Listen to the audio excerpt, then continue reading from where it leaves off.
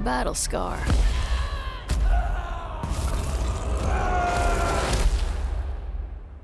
Ramsgate, an outpost at the edge of the world, has become our home. And as long as we draw breath, it will not fall.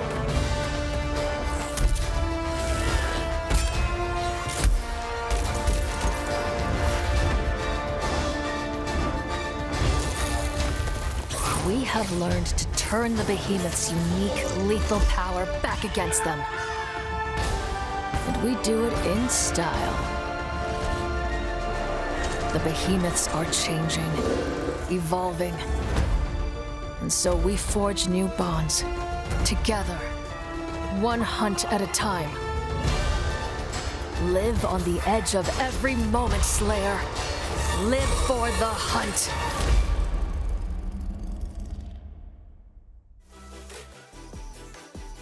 Welcome to the World Cup Creative Trials Qualifiers. 5 different maps were created, hosted by Scissors, Ninja, Lockland, Gotaga, and El Rubius, for the whole world to rise to the occasion in hopes of scoring big. What? The top 3 winners from each qualifier won $5,000 and advanced to the Creative World Cup in New York with a $3 million prize pool. There were tons of entries with so many awesome submissions. And how did he even just do that on mobile? Let's go! Close calls and funny moments. Did you forget who you're watching? Let's dive in and see how they did. Yes! Scissors' time trial was a death run. Mind-blowing times were recorded with flawless runs and impressive strategies. Yo, I've not seen that strat ever. That's insane. At the end of the day, they had their top 3 from Scissors' time trial. That has got to be the most impressive speedrun I've ever seen on any of my maps. Hi, I'm Tyler H, Zan YT, and Suzu. Just watching someone destroy my map like this makes me feel so happy. Congratulations, everybody. GG's in the chat. And then there was Ninja's trick shot map created by KK Slider and Glue Drive. Mad style points were earned. Backflips, double snowman into a bunny hop, Double snowman into the bunny hop? hip fire shots with epic timing. And he hits the no-scope. Dude, oh my god, he hit that. What? The top 3 ninjas were discovered to be FaZe Kaz, Grabs the hunting rifle. Bam, Deagle, bam, hunting rifle. Dang, bro. Taka with the weird T, That is nasty. and Taldak 723.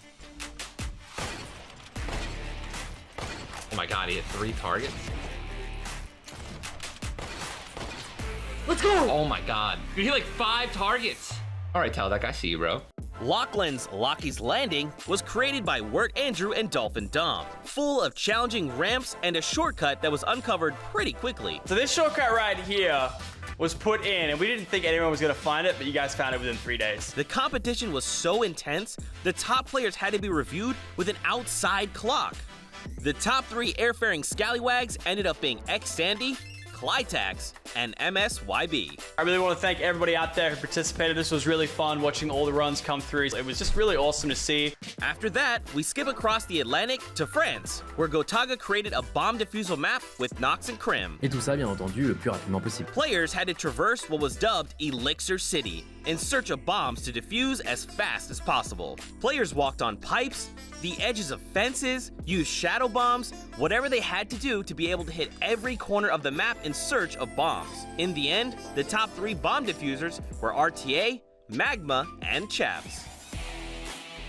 And finally, to Spain, where El Rubius' death run by Hushin and Iscariot was full of fun surprises, Este monitor que os llevará a un mundo mágico. such as a Flores lava mechanic and a 1-to-1 recreation of his real-life streaming room.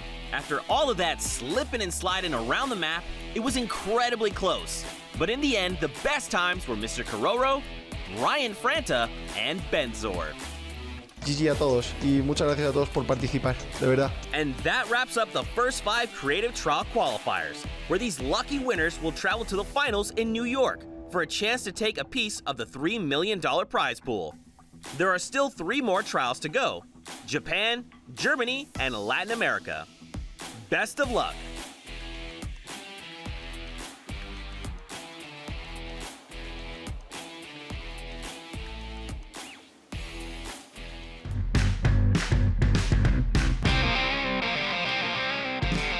up, Fortnite fam? My name is Dan Liang. My name is Tony No. What's going on, guys? My name is Xavier. My name is Lester Mazariego. Hi, I'm Daniel Lin. My name is Rafael Martinez. My name is Nathan Larson. Hey guys, I'm Zach Hardy. My gamer tag is GS_Tango. Tango comes from my first and last name, T_No, but a lot of people just say Tango, so I just kind of adopted that. Beast Nerd is kind of my logo, my thing, my trademark. Beast, coming from a hard work ethic. I got the big glasses and everything like that, so I think the Beast Nerd is kind of a mesh between the two. My gamer tag is Zach Hardy because I spent 4 hours trying to pick a name and everything was taken.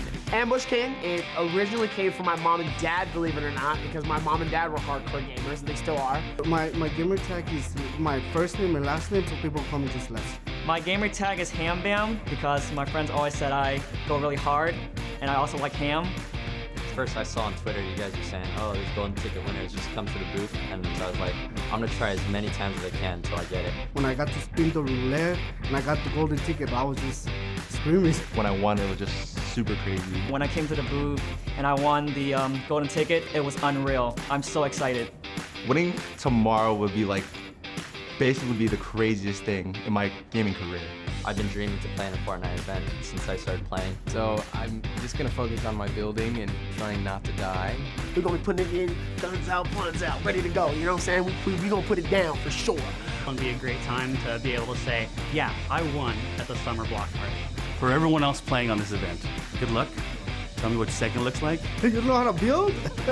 You guys are done, yo. You ain't ready for Tango. Let's show them how we shine, baby.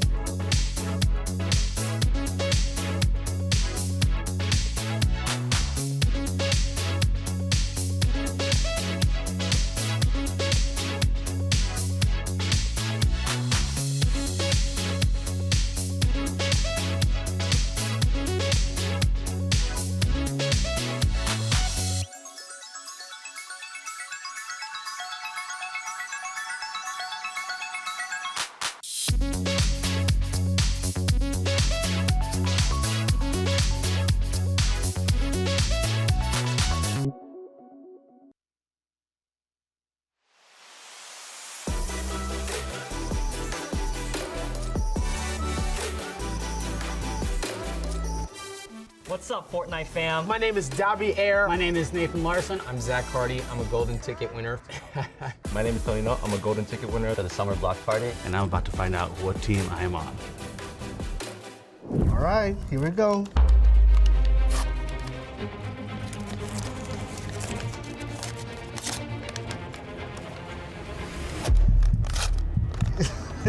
Let's see.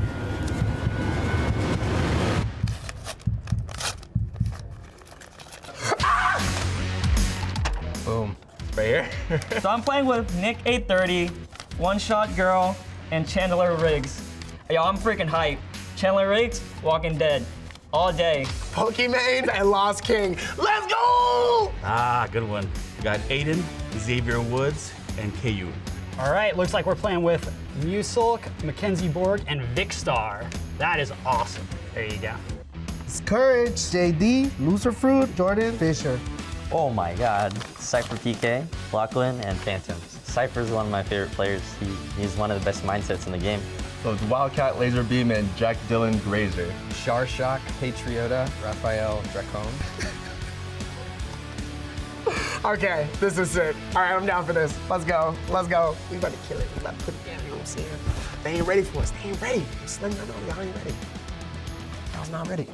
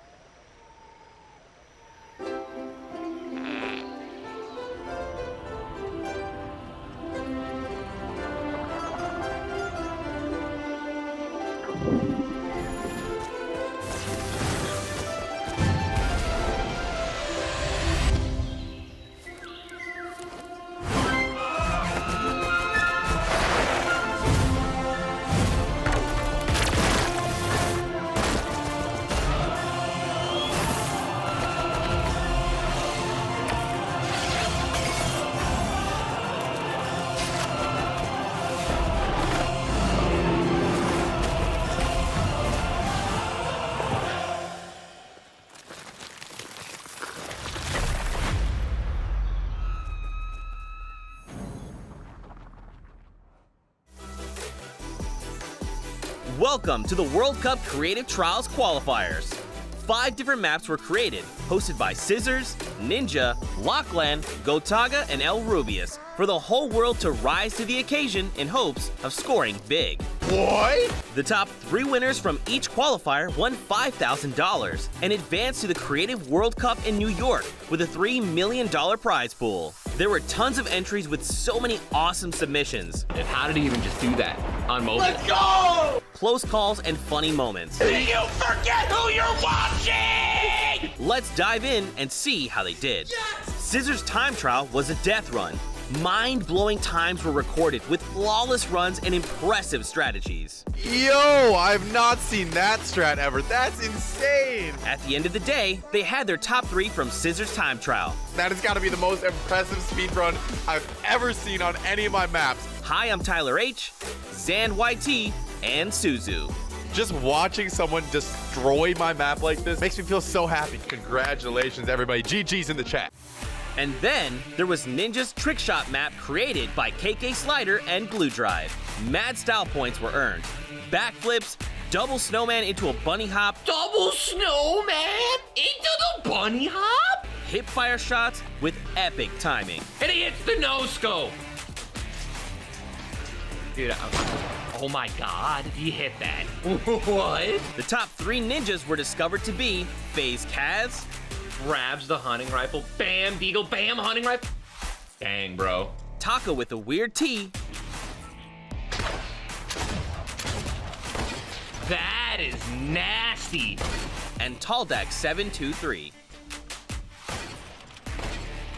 Oh my god, he hit 3 targets. Let's go! Oh my god. Dude, he hit like 5 targets. All right, Taldak, I see you, bro. Lockland's Lakis Landing was created by Wirt Andrew and Dolphin Dom, full of challenging ramps and a shortcut that was uncovered pretty quickly. So this shortcut right here was put in, and we didn't think anyone was gonna find it, but you guys found it within 3 days. The competition was so intense, the top players had to be reviewed with an outside clock.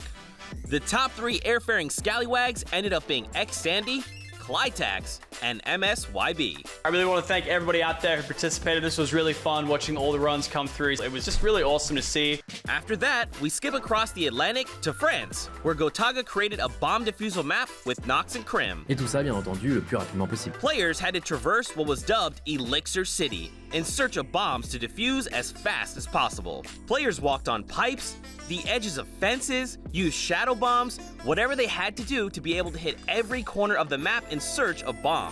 In the end, the top 3 bomb diffusers were RTA, Magma, and Chaps. And finally, to Spain, where El Rubius' death run by Hushin and Iscariot was full of fun surprises. Este monitor que os llevará a un mundo mágico. Such as a Flores lava mechanic and a 1-to-1 recreation of its real-life streaming room. After all of that slipping and sliding around the map, it was incredibly close. But in the end, the best times were Mr. Kororo, Ryan Franta, and Benzor. GG a todos y muchas gracias a todos por participar, de verdad. And that wraps up the first 5 Creative Trial Qualifiers, where these lucky winners will travel to the finals in New York for a chance to take a piece of the $3 million prize pool. There are still 3 more trials to go: Japan, Germany, and Latin America. Best of luck!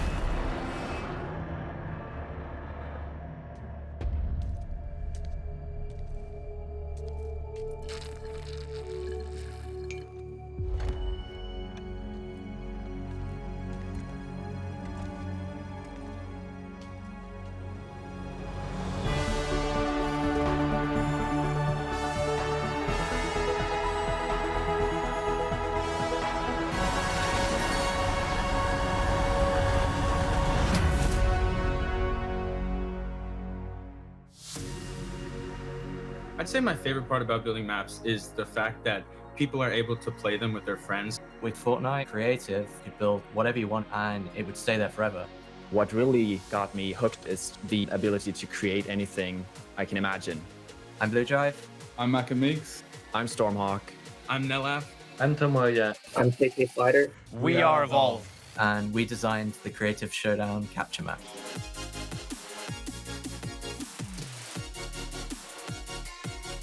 It's super exciting to be in LA. Team Evolve got invited to the Summer Block Party. We've made a map that will be played by professionals and celebrities. Seeing them in person actually playing a map is going to be insane. When I'm in LA, I'm definitely looking forward to meeting the rest of the team as I haven't met them in real life yet. I'm from England. I am currently in Germany. I'm from Orlando, Florida. I'm from Columbus, Ohio. I'm from Ireland. And I'm from Sweden. Never actually met anyone in person, so when we land in LA, it'll be the first time.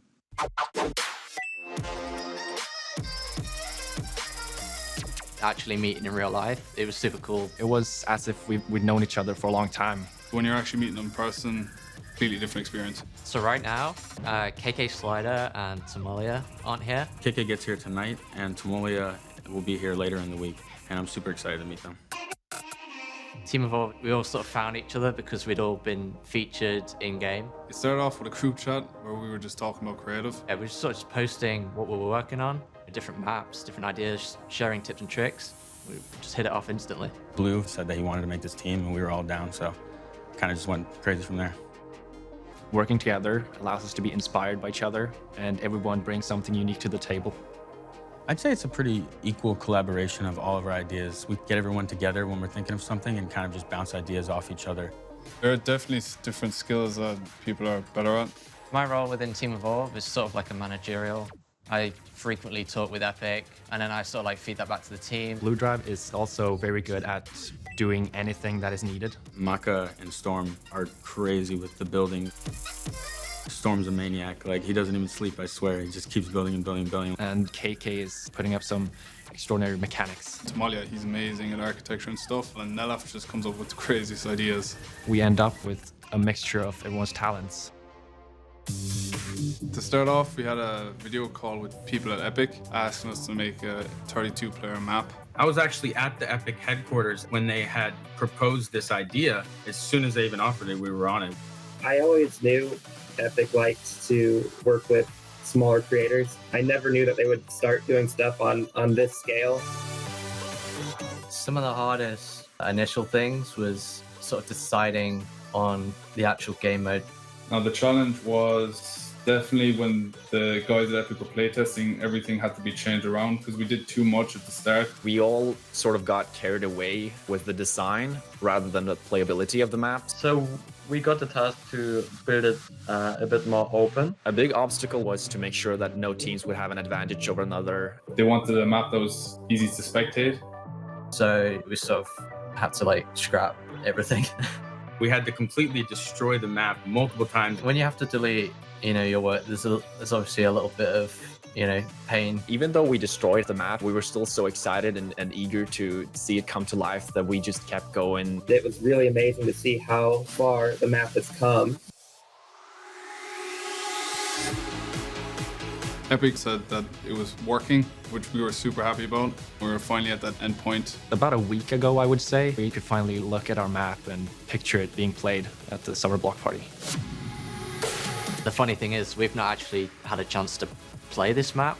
The first time that we're going to see what we've been working hard on is actually when everyone else sees it. We're excited about seeing, all the big players playing our map. Like, that's going to be crazy.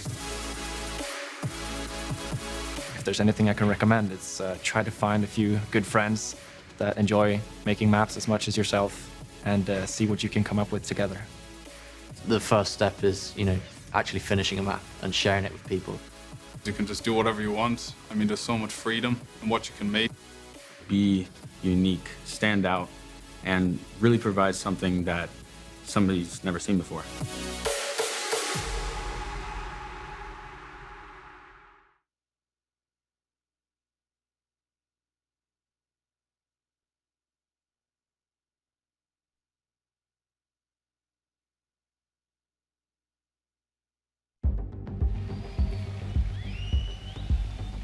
Ladies and gentlemen, boys and girls, Jonesies, Bonesies, and everyone in between, welcome to the Fortnite Summer Block Party, Day 1 pre-show. My name is Sundown, and I'm joined here by the always fantastic Bala. Bala, how you feeling today, man? I'm so excited. I literally am jumping out of my shoes right now. The stage is awesome. The crowd is awesome, and I can't wait to get into the action. It's going to be incredible today. Now, with Day 1 just around the corner, we're going to take a look. It will be the Creative Showdown, a 32-person battle on a special map created by Team Evolve and Epic. Shout out to Stormhawk and crew. Now, each one of these teams will be comprised of 4 members. Bala, why don't you break us down kind of how they're formed up? Yeah, so the squad will be based of 2 Fortnite personalities that you know and love, 1 VIP, which is a celebrity figure, and then 1 golden ticket winner. Sundown, what is that? So the golden ticket winners were con-goers over at the E3 who attended the Fortnite booth, were in a creative trial, got under a certain threshold, and then were able to spin the giant prize wheel, land that golden ticket, and then get a spot to compete on this stage in front of all of you wonderful Fortnite fans. Let's take a look and talk to those golden ticket winners real quick.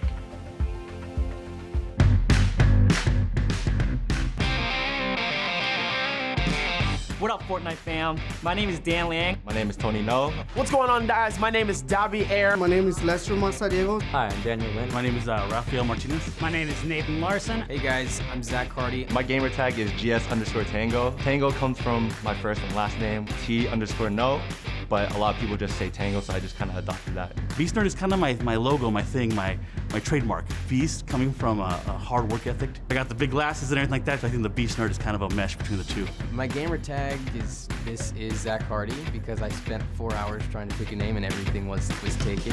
Ambush King, it originally came from my mom and dad, believe it or not, because my mom and dad were hardcore gamers, and they still are. My gamer tag is my first name and last name, so people call me just Lester. My gamer tag is Ham Bam because my friends always said I go really hard, and I also like ham. First I saw on Twitter you guys were saying, oh, these golden ticket winners, just come to the booth. And so I was like, I'm gonna try as many times as I can until I get it. When I got to spin the roulette and I got the golden ticket, I was just screaming. When I won, it was just super crazy.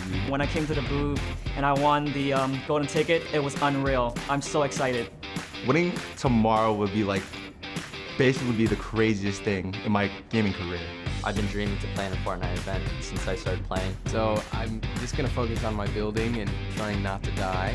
We're gonna be putting it in, guns out, guns out, ready to go. You know what I'm saying? We gonna put it down for sure. It's gonna be a great time to be able to say, yeah, I won at the Summer Block Party. For everyone else playing on this event, good luck. Tell me what second looks like. You don't know how to build? You guys are done, yo. You ain't ready for Tango.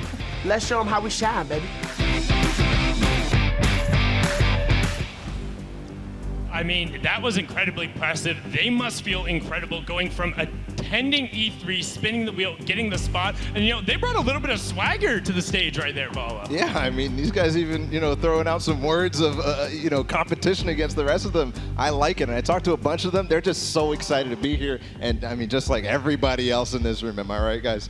I can only imagine. Now, you've seen the stage, you've gotten a quick chance to meet the players, but we need to get them into their seats, so I think they're ready. Are you guys ready for the players to walk out?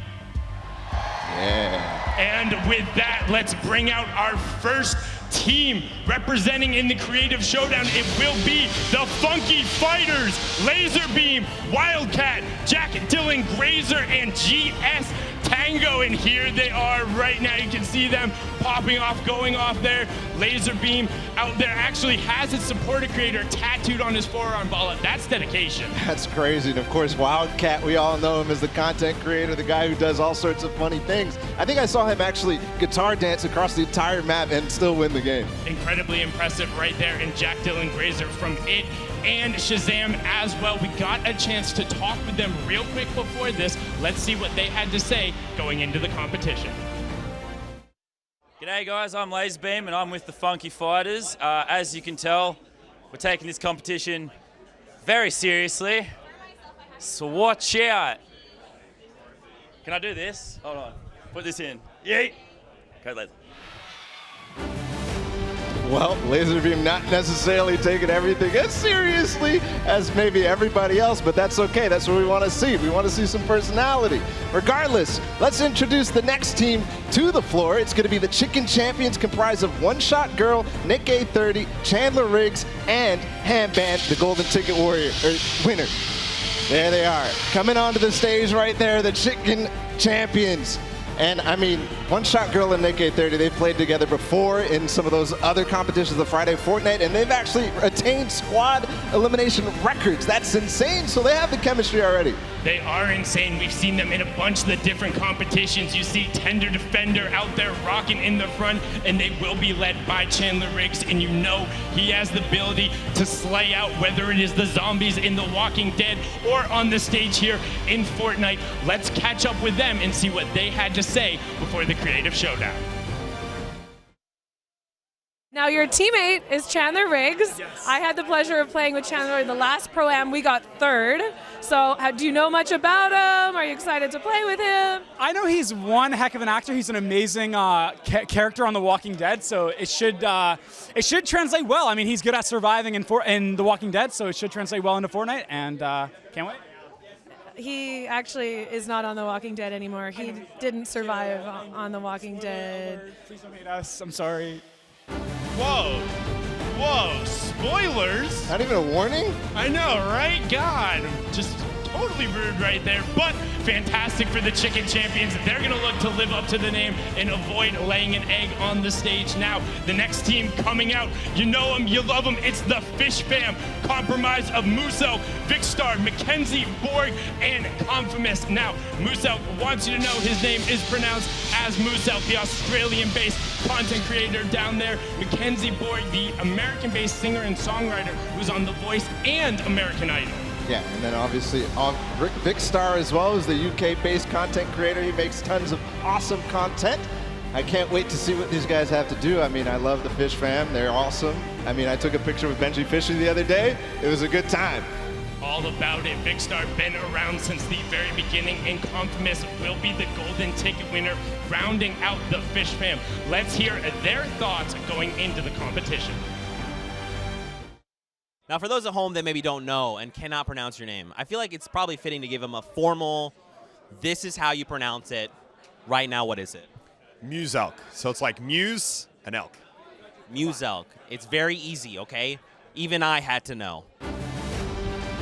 There you guys go. Muselk. That's how you do it. Don't say anything else. But that's going to be them. And then we also have to welcome another team to the stage. It's the Little Whip Warriors. You know them, so let's see them. Here they come. It's comprised of Cypher PK, Lachlan, Phantoms, the DJ duo, and then obviously the Golden Ticket winner, Brokori.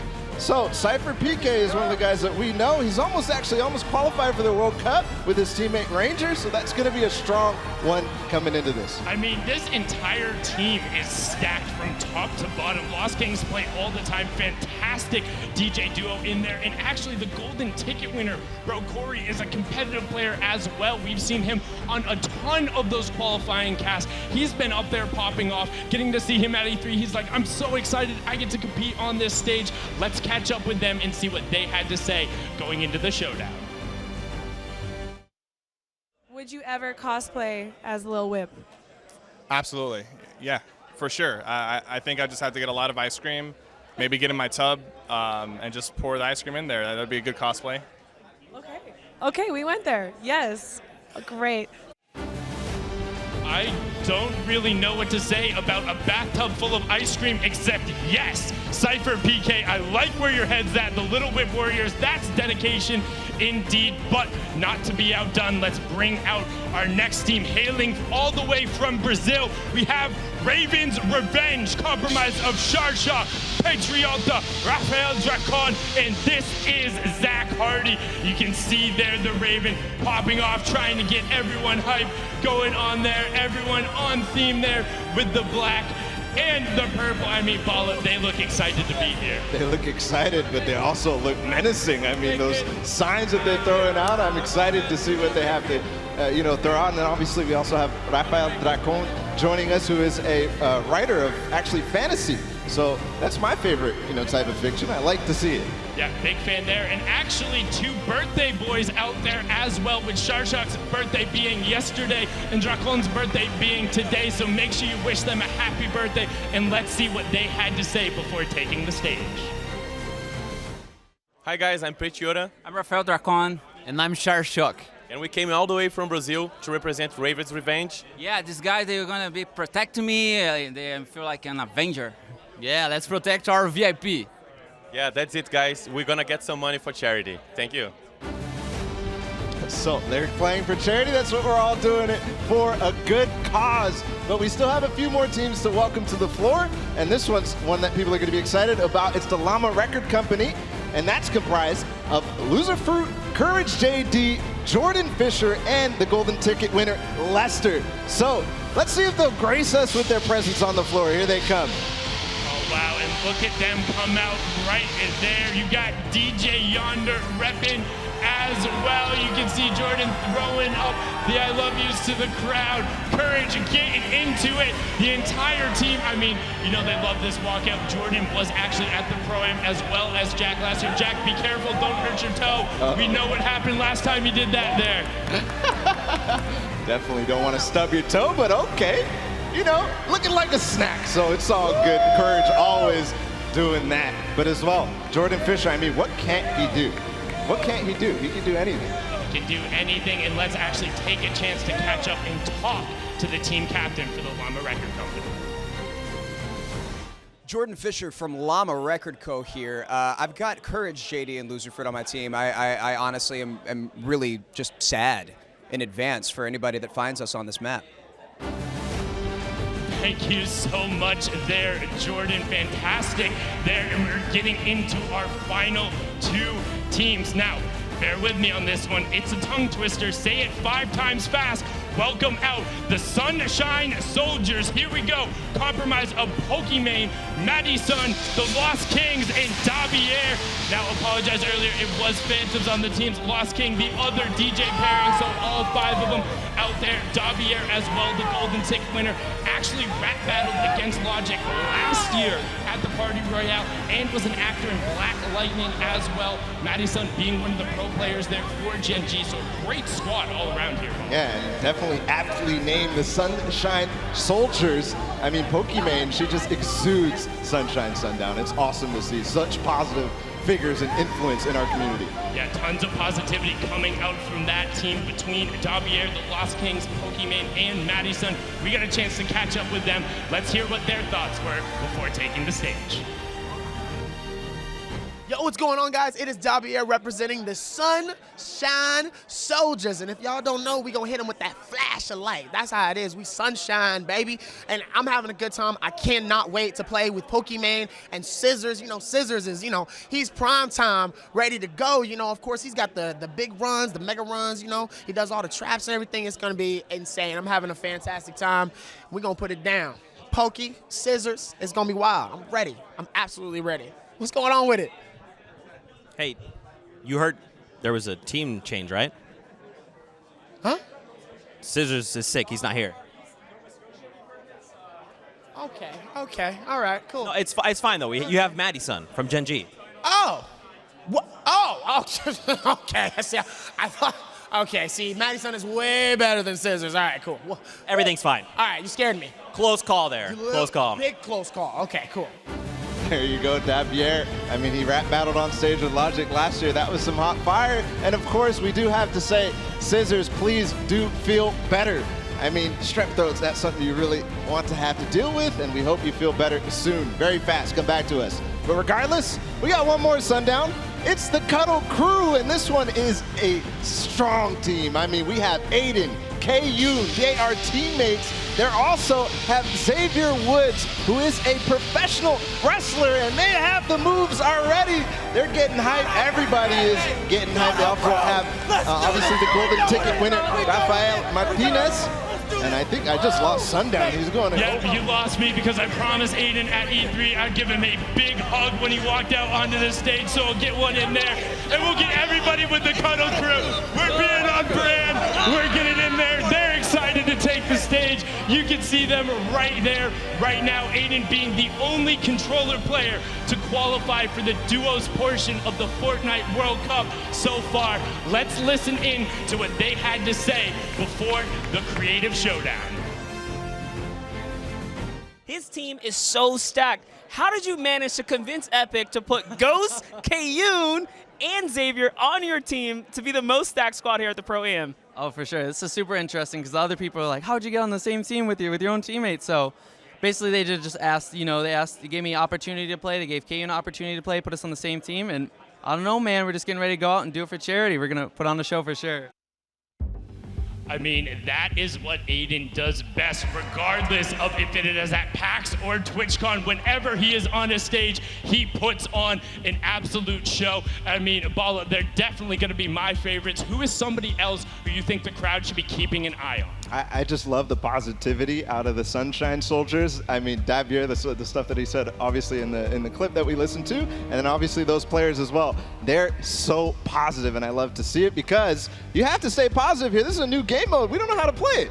No, it's completely new. Nobody knows what's going on, and you can get involved as well. Use that hashtag Summer Block Party. Let us know which one of the teams you're rooting for. Is it Ravens Revenge out of Brazil? Is it Llama Wreck-It Cove with Courage JD and Jordan Fisher? You can share your thoughts, opinions there. Join the conversation and get involved because, we love sharing those out there. We love hearing what you have to say. Ball and I will go back through. We'll be looking at it. We'll be interacting with you guys. Yeah, I love to see everybody who, tweets that hashtag, says what they want to see, says what they're excited about, says what they're happy about and thankful for.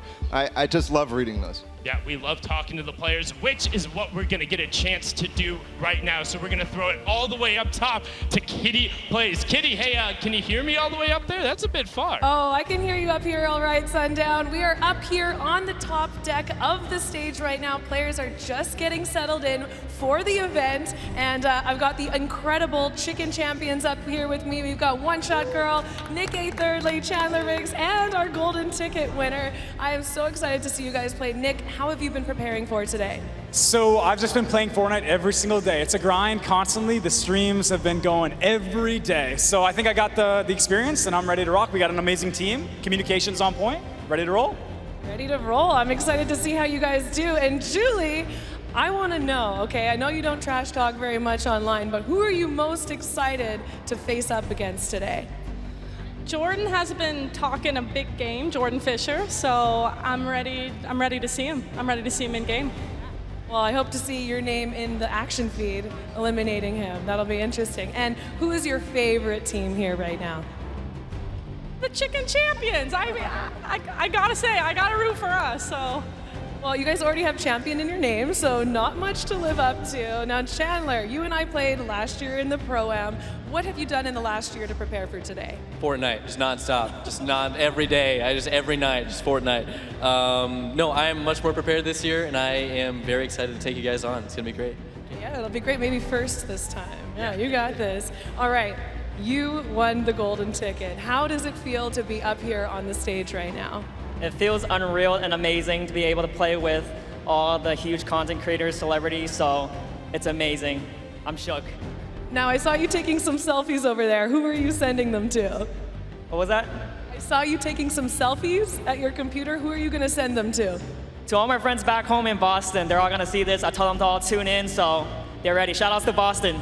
Yeah, that's awesome. Now that you guys have seen the stage, what do you think of it? It's absolutely amazing. The crowd is insane. The hype, I feel it. And the lighting is incredible. Everything about it. You guys rock out there. We love you. Yes, that's so great. And also, Julie, I talked to you earlier.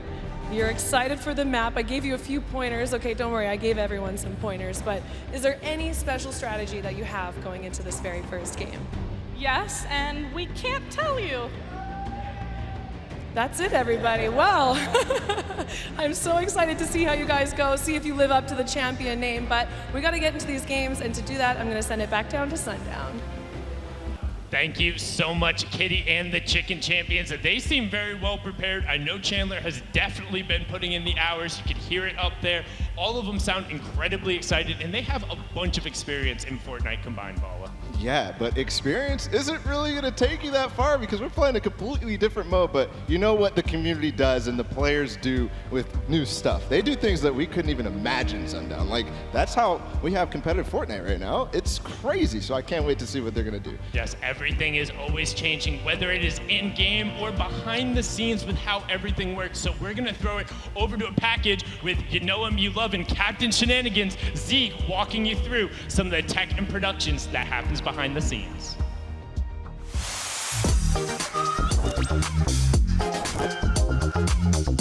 What's up, Fortnite fam? I'm Zeke, and we're here at the LA Forum for the Summer Block Party. Now I'm gonna take you guys inside for a behind-the-scenes look at how the show you watch at home gets made.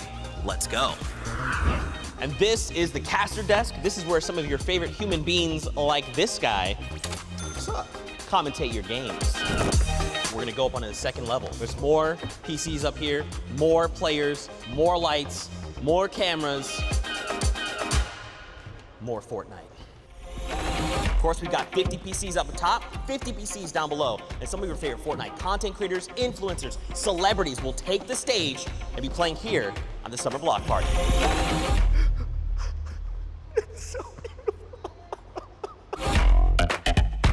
Behind me, you can see all the madness that we deal with and we're constantly looking at. And we're kind of piecing together all of these different perspectives you're seeing into the show that you guys are watching back home. Oh, hi. We're in the command center.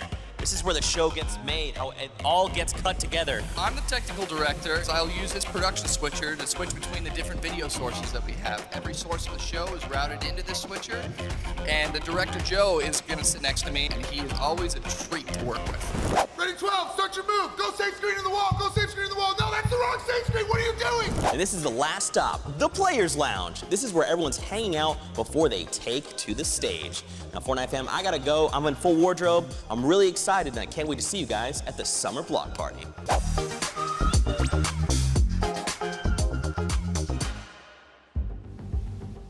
Thank you so much there, Captain Shenanigans, AKA Zeke, AKA DJ Zeke, AKA whatever else you are going by, depending on the day. Gives you a nice little sneak peek into the stage. And I have to say, it really is quite impressive how everything goes into this to go together. You guys will see it in a little bit, what we all mean. But I mean, just behind the scenes, when you get to kind of see the control panel and all the people who put in so much work, because it's not just the people in the front of the house. There's all the observers, the directors, the producers who put in so many hours to make sure the stuff even works. Yeah, it's surprising they brought Zeke back there. I mean, I'm surprised it didn't break anything, but we're good. Everything is fantastic, and really, it is amazing. I mean, just standing here and just feeling it, the energy is crazy. Yeah, it's crazy indeed. Being down here on the floor as well, watching the players come out, being in there with the Cuddle Crew was fantastic, but we're actually gonna throw it back up top as well to Pookie Face, who is now there for an interview.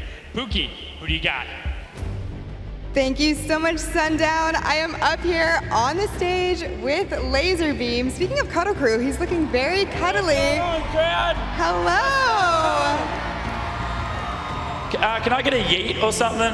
Let's do it, kids. Yes! Oh, I'm not on anymore. I'm not on the camera. Okay, for those of you in the crowd that didn't see it, he has a yeet tattoo on his bicep. Hold on, can I come up with this? He's going up there, okay. Definitely one of the stupidest things I've ever done. You know, definitely one of the stupidest things I've ever done. I mean, I don't think so. I think you're great. So, being here today on the stage in front of this many people, you know, I know you're excited to get into the games. Do you have a strategy going into them at all? No, nothing. I have no idea what I'm gonna do. Okay, well that's, you know what, great to hide it from your opponents, right? That's the main strategy. My plan is to lose, but try and lose in style somehow. Well, you've already got the style locked down, so I think, you know, that's point number one for Laserbeam here. So you're playing tomorrow as well. Do you want to talk a little bit about the charity that you're going to be playing for? I think it might have been a bit scuffed when I submitted it, but I'm planning to donate to Ronald McDonald House, which is a charity that kind of like houses the families of sick kids while they're going through like treatment and surgery and stuff like that. So yeah. It's an excellent cause. I like it. Now, you have a lot of content creation that you do. How has that kind of like prepared you? Do you play Fortnite every day? Yes. Yes, every single day. I love the game, but it causes me great pain because a lot of sweaty people that crank 90s like to kill me. 90s. Yeah, for sure. Now, you said that you're from Australia. There's a lot of, venomous creatures that can eliminate you there. You're always kind of living day to day, looking over your shoulder. Do you think that's prepared you for this? I mean, I live in like a nice suburb in like an air-conditioned house. I mean, I'm not really scared of none of the animals, It hasn't prepared me at all, no. I like it. Well, you know what? If you get too nervous, if you get too anxious, just put the hoodie hood down and just kind of play it out. Freaking out. Yeah, for sure. Well, is there anything else you want to say? Any hellos you want to tell anyone? I think I should just stop talking because last time I did one of these, I got in trouble for swearing. So I should probably just stop talking. I got to be careful. Okay, well, on that. Code Laser. I heard one person say it. I love it. Thank you so much, Laser. Congratulations for making it this far. Best of luck to you today. Back to you guys down there. Thank you so much, Pookie and Laser. Incredibly well done from both of you. Thank you for avoiding cursing there. And well done. Sometimes you get a yeet or get yeeted there. Bala has the code on the arm as well. That is dedication to the cause and to making sure you plug it right there. But with that being said, we're almost done with the pre-show. We're getting in towards the end. Bala, I want your last thoughts, whether it's on the players, on the game modes. What are some of the things on your mind before we get going? I just cannot wait to see what they're going to do, what strategies they're going to develop in this short period of time. We're only going to get 6 matches of this. And I mean, the things that you could do, the things that they're going to develop, we already gotten a little bit of a preview. They haven't seen it at all. They're actually playing it right now, getting a chance to, see it before they play. And they're game to game, it's going to change. It's going to change what they do, what their plan is. It's going to be fun. It's going to be incredibly interesting. This is the first time we'll ever see Creative on a stage like this. Some of the biggest Fortnite personalities and celebrities all in one place. And again, also don't forget, we're gonna do it all again tomorrow. This is just a day 1 of the Summer Block Party. Tomorrow we'll be back with the Pro-Am. And also, what's going on inside is only part of the overall experience. Just like Fortnite, it's not just what is going on in the game. We also have the festival and all the carnival stuff outside, so make sure you go check that out as well and get the full experience. Walk around, talk to some other people, check those out, and share what it's all about. Yeah, I mean, there's a Slip Truth booth out there. There's all sorts of awesome things to do, tons of activities, so make sure you check it out. I want to go out there, on my breaks and whatever and have a good time. I'm sure everybody else will, but we're going to have a blast in this room right now. I can't wait to get into these Creative Showdown matches. Again, it's just going to be so much fun, Sundown. It's going to be so much fun, and we're actually going to have a quick little sneak peek right now into Ghost Aiden while he's setting up and playing on the match. So there he is. You can kind of get an idea of what might be going on with the Cuddle team. So this is just, again, a quick little look in. You can see the scoreboard in the top right. So to kind of familiar yourself right now, in the top right will be the score. In the top middle there on your screen, you can see which team is end up controlling the zone. And then the bottom left, you can see the players' elimination totals. Yeah, so a little bit of a preview ahead of everything as Aiden gets sniped there, but those control points that you see on the map are going to be exactly where you want your VIP to go. A kind of control point style map. I mean, a lot of people are familiar with that type of style. You accrue points by staying in the control point. That's all there is to it. Simple. But, these guys are going to make it complicated. Well, and additionally, if you guys are able to do math, unlike Zeke, I'm sorry, I love you. There are 8 teams. There is only those 3 spots that you saw up there, and then maybe a little surprise as well. So it's going to be chaotic. It's going to be hectic. But what more could you ask for out of a Fortnite event and out of the very first Creative Showdown? Yeah, these creative maps that people are playing. I mean, we talked about Lachlan. We saw a little bit of the World Cup creative trials that have been happening. They're just so much fun to play. I mean, there's so much potential, too, in terms of what you can do. I play Storm Wars all the time. I play, the Death Run maps as well. Those are just so exciting. It's so much fun to just hang out and play with your friends. players ever expanding on what they're able to do. But enough from us. That is it. The pre-show is now over, and it is time to kick off the Fortnite Summer Block Party Creative Showdown. We're gonna send it over to the stage with Zeke. Zeke, take it away.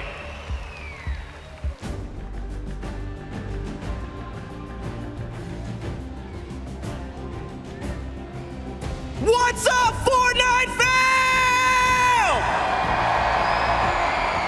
Welcome to the Summer Block Party. I'm Zeke, and we're hanging out at the historic LA Forum with some very special guests to bring you a Fortnite experience like you've never seen before. Now, we've had 9 incredible weeks of open qualifier competition, so we figured we'd take a break, have some fun before the final duo qualifier later on this week. We've got 2 action-packed days heading your way. Today, the Creative Showdown. Tomorrow, the Pro-Am returns. Everyone will, of course, be playing for charity money. And I mean, look at these crazy trophies. Are you guys ready? No.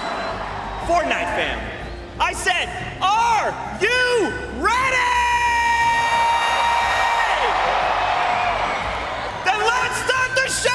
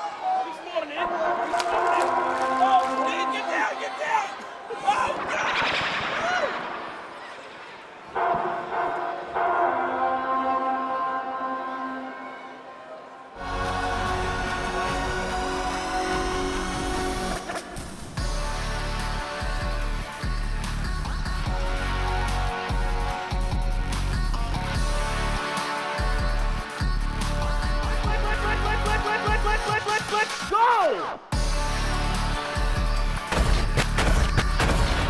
Oh my God!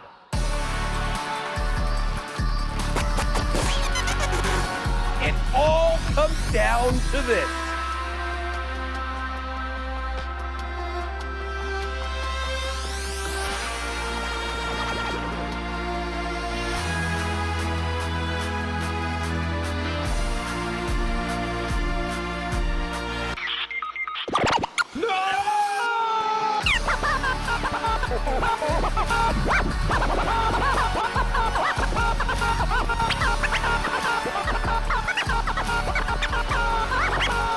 Victory Royale!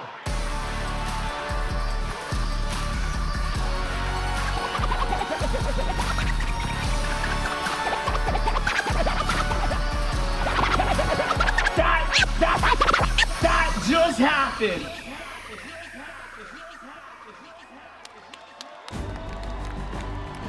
Our house DJ, Mike Realm.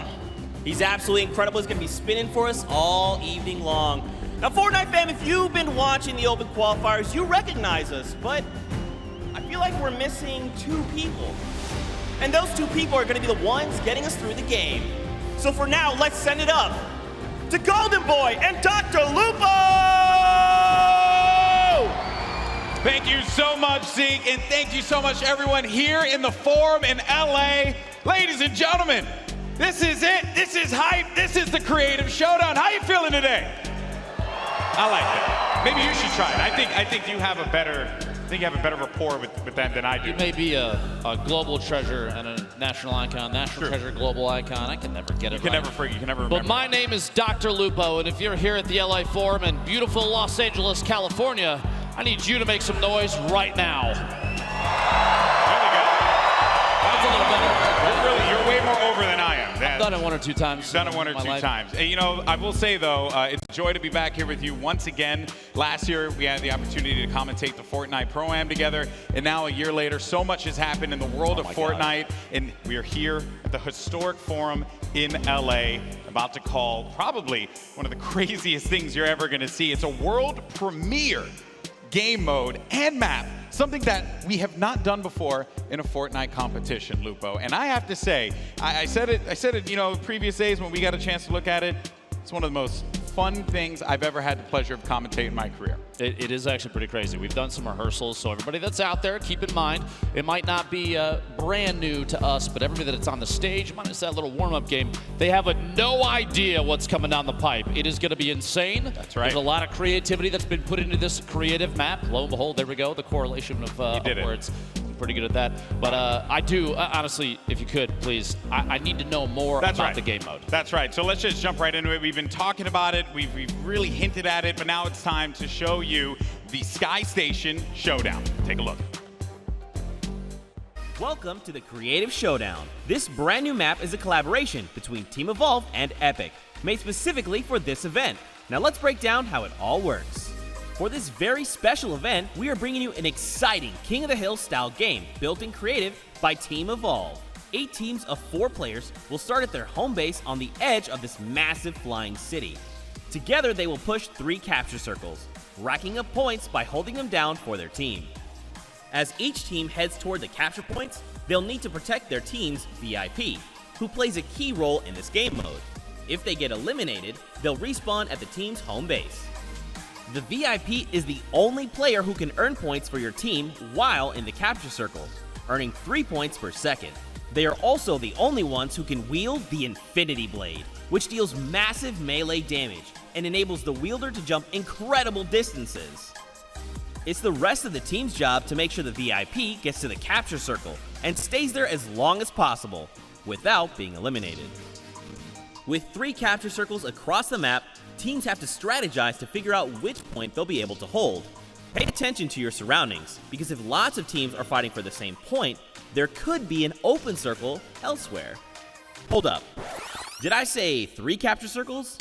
Actually, there's a 4th one. Partway through the match, the 4th capture circle in the center of the map will open up and will award 4 times more points per second than the others. But with high reward comes high risk. After each match, teams will be ranked based on how long they held the capture circles and earn overall points based on their rank in that game. Those points will be added to an overall leaderboard, and at the end of 6 matches, the team with the most points wins.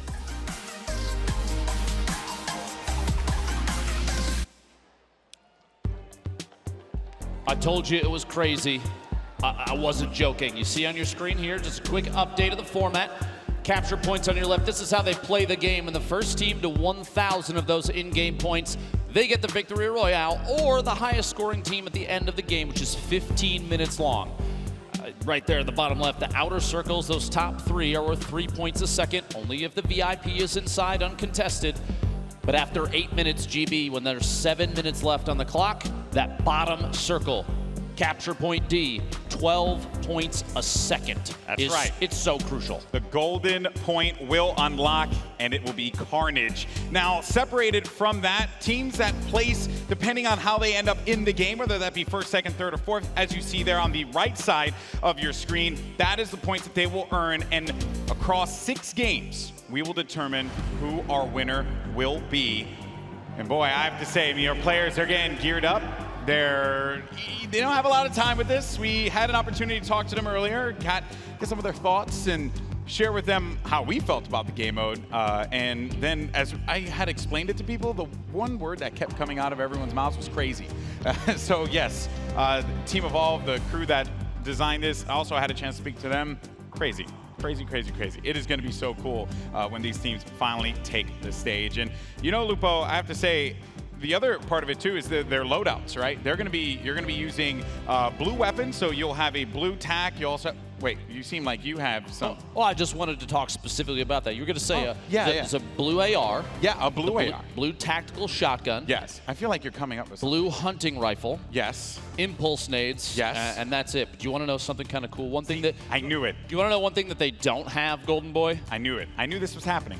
One of these bad boys right here, but I do. Okay, well, do you know that I thought we were friends. Listen, all right, I trust you. Okay. You trust me? I trust you. And if you're here at the Forum in LA and you would like to acquire one of these, you can actually go pick it up. It's in the merch store right now. And the coolest thing I think about it is this dart right here. This is the only one signed by Dr. Lupo in history, and now it's going out into the crowd. Oh boy. Enjoy. Oh no. Good luck and be gentle to each other down there. It's a good thing you didn't pelt like a grandmother or something, man. Meanwhile, this one's coming home with me. Oh, that's not fair. Okay, well, that was that. There you go. That's pretty awesome. Then once again, you can pick that up here at the event. So huge shout out to Nerf for that one. But let's now talk about the rosters. You saw them make their way out earlier in the pre-show, getting the love from the crowd. There you go. Some good teams here. Some roster here. Good teams. Good. I would have to say, like, I think that the compositions of players and the skill levels varied very well, probably except for the Cuddle Crew, which has, I think, a pretty stacked team. You're trying to say you think the Cuddle Crew is the most likely team to win this. Come back to me later on that. I don't know. I haven't quite settled on it yet. Quite settled on in a second. A lot of very well-known names, both on the content creator and the celebrity, the VIP side. Don't forget, all 8 of those golden ticket winners are part of that team. Here's your celebrity roster, though. Chandler Riggs, Jack Dylan Grazer, Jordan Fisher, Raphael Dracon, Phantoms, Mackenzie Borg, Xavier Woods, and the Lost Kings. And Xavier Woods giving himself a big hug. A good cut. And then here are your golden ticket winners. Ham Bam Tango, Lester, Zach Hardy, Bracori, Confimus, Beast, and Ambush King. Dabier, this guy, he's a I don't know how dude. he manages. He has, you said it, he has to buy a lotto ticket. Yeah, you snuck in, dude. That's got to be the case. It's unbelievable stuff from these guys there. They went through the trials earlier this week, and then they were able to get to this point. Pretty fun. And they're also going to be playing for a decent amount of money. Also, those golden ticket winners are going to have something very special as well. Let's actually take a gander at that right now. So, as we had mentioned previously, this event is for charity. So all these players are going to be competing for the respective charity of their choice. $1 million. $1 million charity prize pool. Being given away in charity prizing. That is incredible stuff there. So huge shout out to Epic for providing that. $350,000 will go to first place. And that will be divvied up amongst our 3 celebrities that will be playing on the stage. So a third each for basically getting that first place prize. Keep in mind, no matter where they place, every single team, all 8 teams take home a little bit of charity money for every single one. So the benefit here to help a lot of good organizations is huge. You love to see it, but there is the right side of the screen right there is very important. The #1 team, their golden ticket winner. First, they got lucky at E3. They made their way here. They got selected to be on a team. Imagine if you win 2 tickets, flights, hotel, all the way out to New York City for the World Cup Finals, July 26th to the 28th. It's going to be an incredible event. Maybe it could be Ambush King you're going to see on the map. It could be Ham Bam. Who knows? We'll have to find out in just a little bit. But we got a lot of people here in the crowd about to enjoy themselves. Some Fortnite action. It's been quite the show so far, and I know everyone wants to jump into some gameplay. And don't worry, we're going to be doing that relatively soon. But, you know, also there's been some fun things. I think if there's one thing Fortnite is, it's always fun, and there's always something crazy going on in the world of Fortnite. And Lupo, I understand that you had the opportunity to play something that I never thought would make its way to Fortnite. What was it? So at E3 this year, if you made it out to Los Angeles and made your way to the convention, you got tickets, you were lucky enough to make your way to the Fortnite booth, you got the opportunity to play a game mode called Prop Hunt. something we've seen in the past, and a number of creative teams put something together. I had the chance to stream it. I may have recorded a couple Twitter videos as well and put those out there. So Prop Hunt is a classic community mod being reimagined within Fortnite by the talented Stray Kite dev team. It's basically a face-off of hide and seek. You have 2 teams of 8. And they take turns playing the hunters and the props, and you scan items on the map and literally become them as a prop. And if you can last your way all the way to the end as a prop and collect the coins and sneak your way around, you'll get the victory royale. Meanwhile, the hunters have a plethora of weapons and boogie bombs to try and seek out the props that may be hiding in plain sight. It's a really, really cool mode. I'm super excited for it to come apparently very soon. We might see it before you know it, all the way to Fortnite on pretty much every device that I own, which is still insane to me. Yeah, it's also probably on my toaster. Yeah, I think you can play it on your fridge too. Yeah, it's like because I play like a toaster on my toaster. Good. It's great. It's great for me, right? It's great for me. Well, all right, enough of the jibber jabber. Ladies and gentlemen in the forum, are you ready for some gameplay? Okay, GB, I respect it, but that's not loud enough. We did this last time, and now we got to do it. Now you got to do it. Look, even Laserbeam is standing up, cheering the crowd on. If you're here at the Forum in Los Angeles, California, make some noise.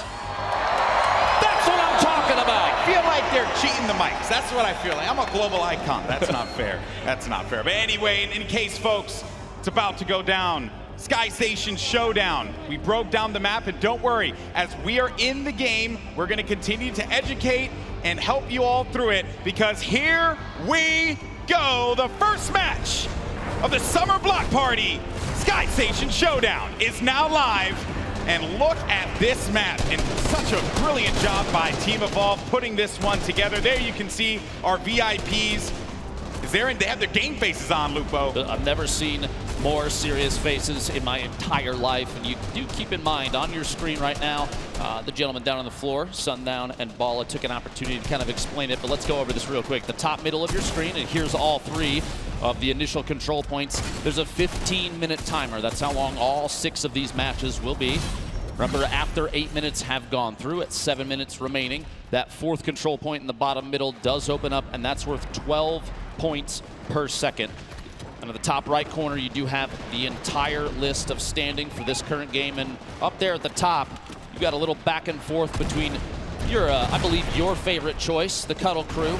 That's right. I am a Llama record company for just a second, bouncing back and forth. The Sunshine Soldiers. I'm a big fan of the Cuddle Crew. Think that this is going to be a dominant team here in second place, as you had mentioned previously, Lupo.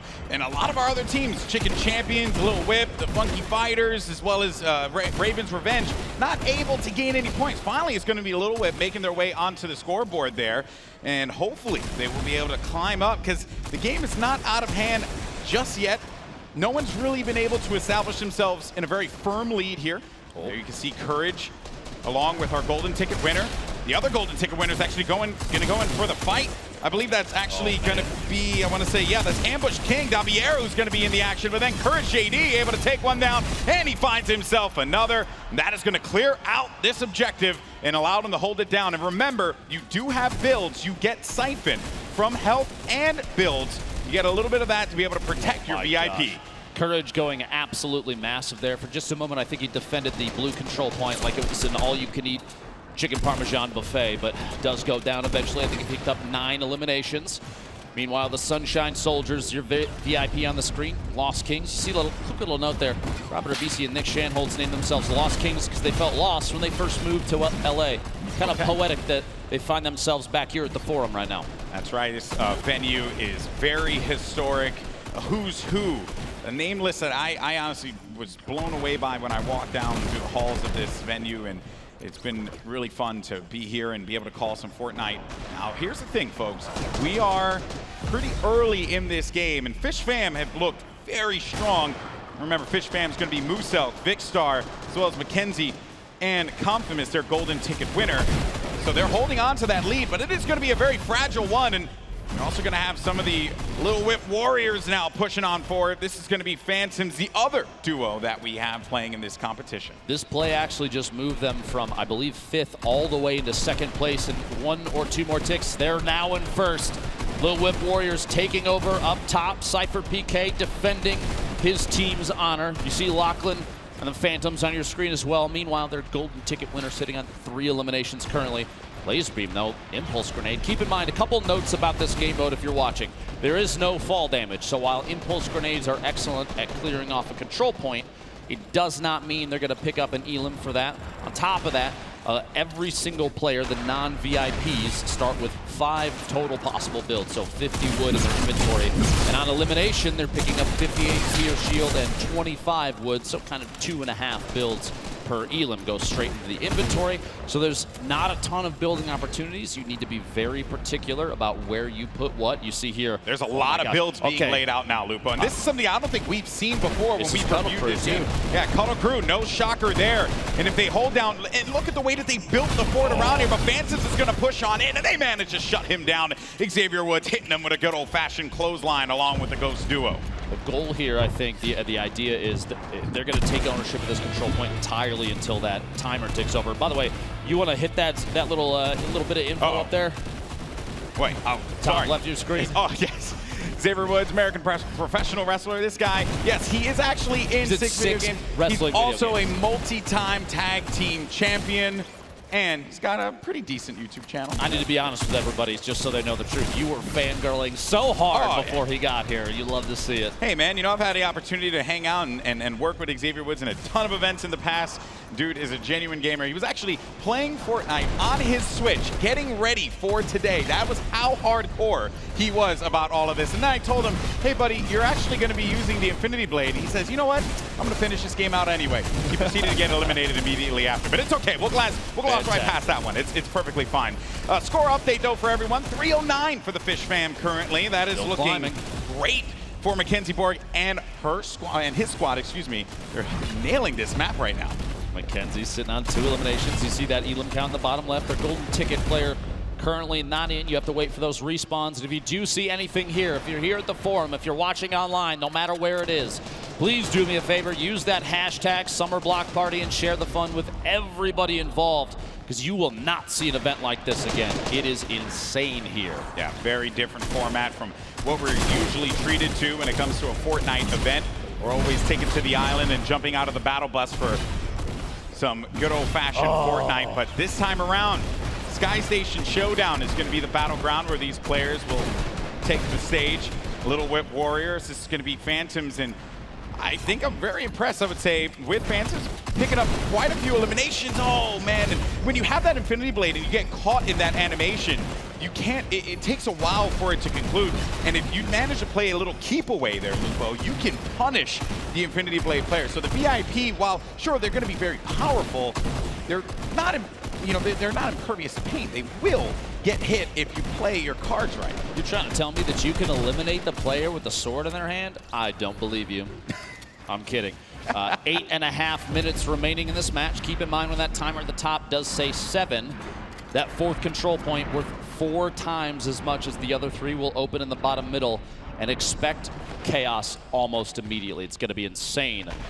Fish fam right now sitting at 537 points. Meanwhile, Ravens Revenge here, decent number of eliminations, find themselves down there in 6th. 2 teams though, Funky Fighters, the Chicken Champions, don't have any. So here's what we're going to do. You ready for this? I need every single attendee to make some noise, because they need you. They need you out there. Please, if you could, cheer them on. They really do, and I'm pretty shocked that the Chicken Champions are hurting the way they are. They were talking a big game in the pre-show earlier on, Lupo, feeling very confident about how they were going to play. Right now, it has not been looking very good for the team with champions in their name. Now, as far as the Funky Fighters goes, I think Laser's kind of living up to what he said he was going to do to begin with. So that's a second. It looked like he was looking up to the right. Maybe he's looking for a I'm on TV moment there. 543 points. We had kind of a stall for the Fish fam score to climb. You see, starting back up. Meanwhile, the Cuddle Crew, Kayun, one of the best players in Fortnite. His duo, Aiden, in there as well. Both players from Ghost. Meanwhile, Xavier Woods, you see rotating there. Couple sword swings. But they're picking up a lot of eliminations, but they're not getting any points. But maybe now is going to be the opportunity for them to do so, because the golden point D has opened up. Players are now going to earn 12 points in this particular circle.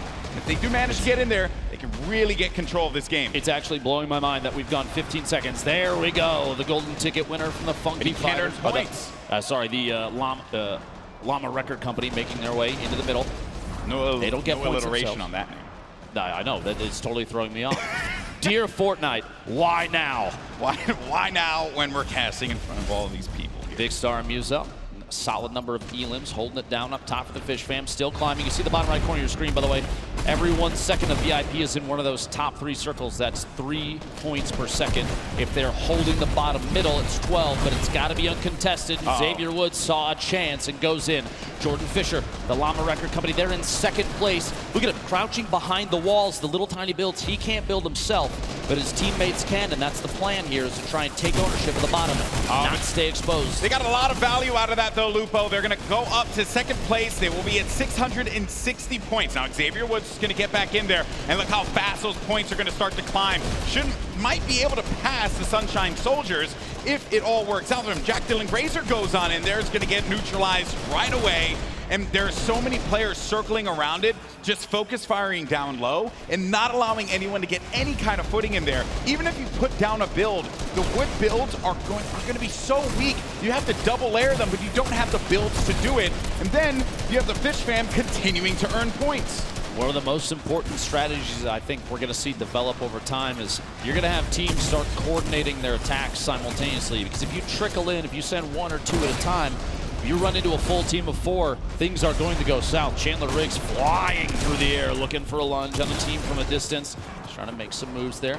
Musa boxing Mackenzie Borg inside there. It's actually kind of, it's interesting enough. He's safe inside, and that's the Fish Fam holding it down. That was such a great play, Lupo. The boxing right in the point.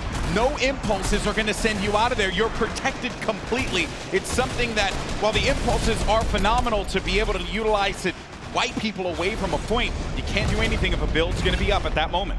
Exactly. You have to remember, too, the VIP with the sword, they can't build. Jack's trying to fight his way out of that little terrain right there, but as the VIP, you have the sword in hand, you can swing for the rafters over and over again, but you can't protect yourself. So your teammates, they've got to come to your rescue, kind of box up and keep you safe. You see here, Xavier trying to throw everybody off up top, 5 eliminations himself.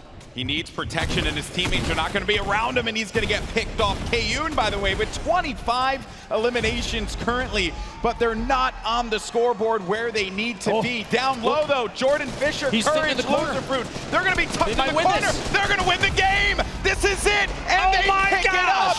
Jordan Fisher, Courage, JD, Loserfruit, and Lester pick up game 1. Absolutely ridiculous. A come from behind victory. I said that bottom middle point was extremely important. 12 points a second is huge. You can hear Courage shouting like crazy in there. Deep cohesion at an all-time high. He's not shouting like crazy. I think that's the only volume that he knows. This is true. Plugging it out down there. Insane. This is literally only the first of 6 games total for the entire day. Here's a look at the very last second. We literally said, boxing up your teammates. You see, Courage is inside the box, he's ready to turbo build to protect Lucifer, landing right next door just in case they need to rotate into a second box. And Jordan just playing defensive, kind of wiggling back and forth, doesn't want to get sniped from above, no shots from behind. And what a victory.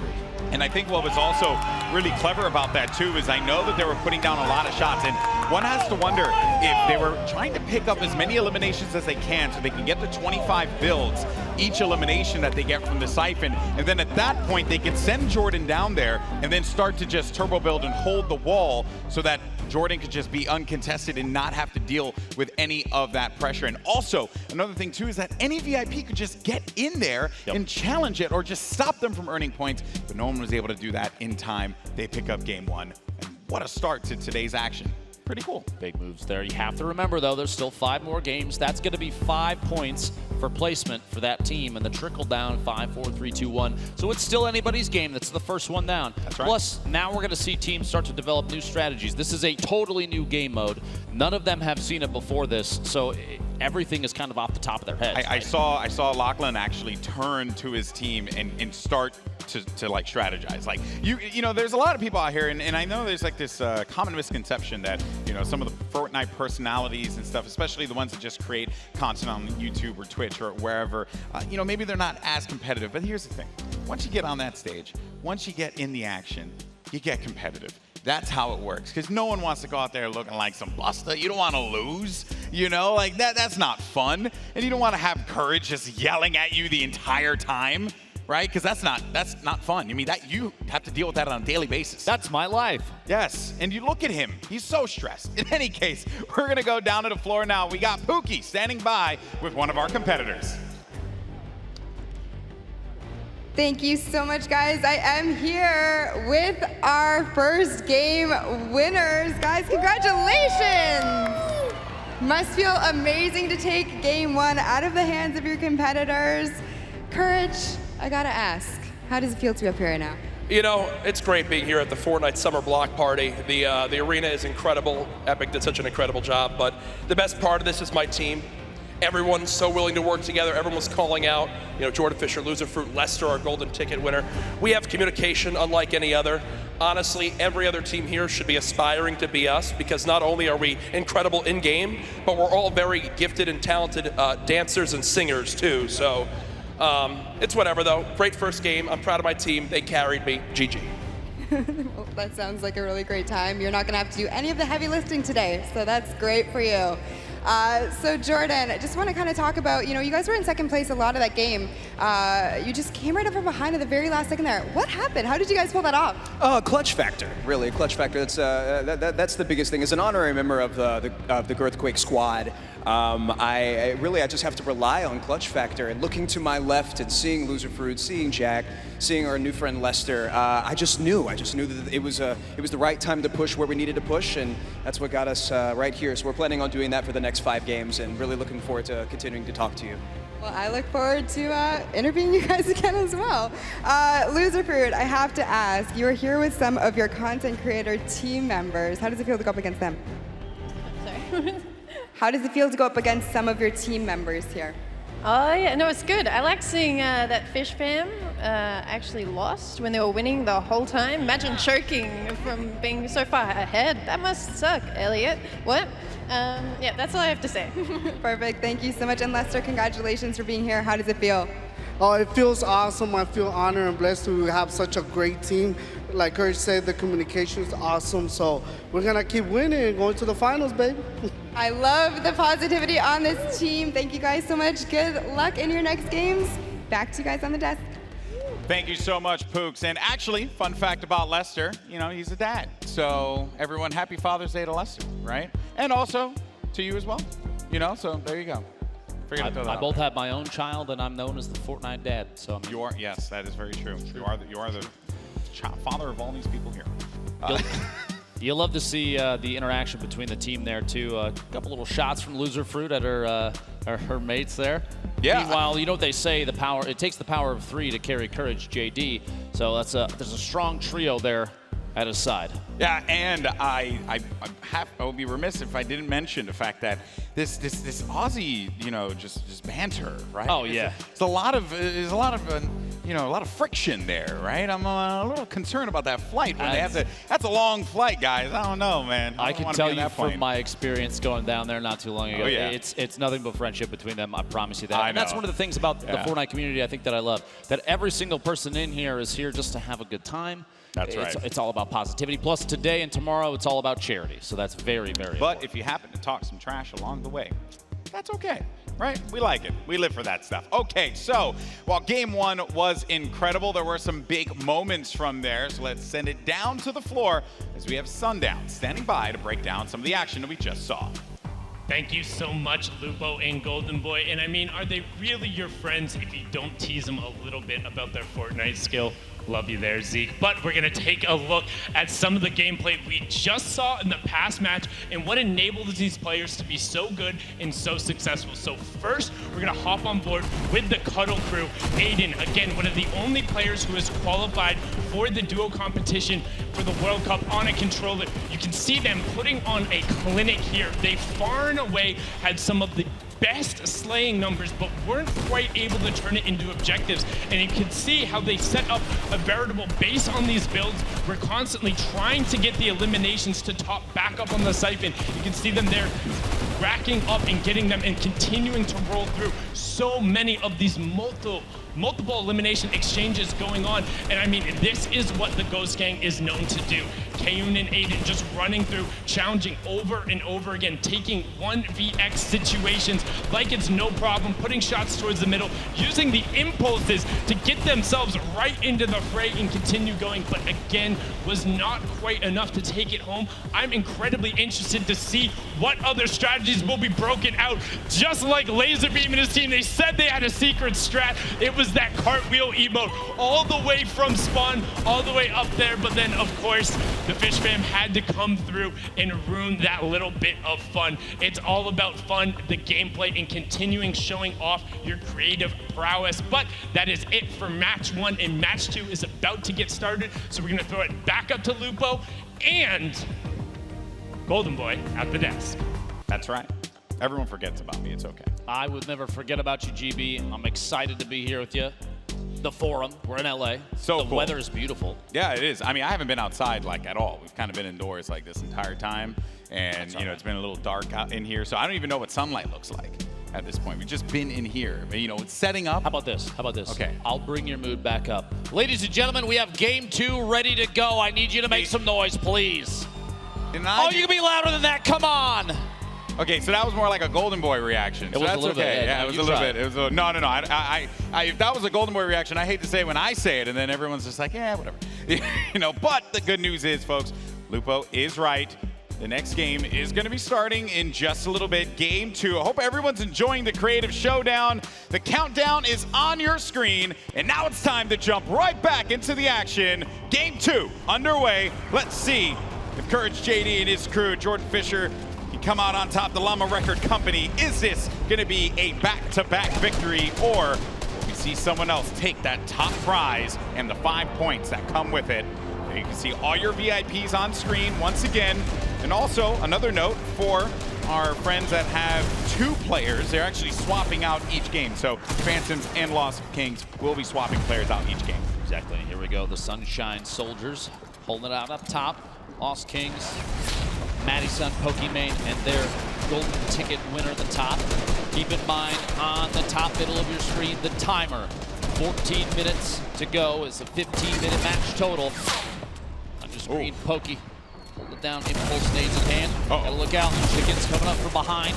The Chicken Champions did not do too well last round. We're gonna see here if in game 2 they can change the tide. Chandler Riggs gets cut down. Doesn't look like it's gonna be the case, Lupo. They push feel right like I in. cursed them. They push right forward to the Sunshine Soldiers, but Pokimane with a quick build, preventing them from being able to get any further on that ramp. And remember the geometry of how this map is built. You can really block players from being able to get through. And that is going to be especially impactful for the players that do not have that Infinity Blade, because you got to use your ammo to get through there. You can also see the score breakdown there.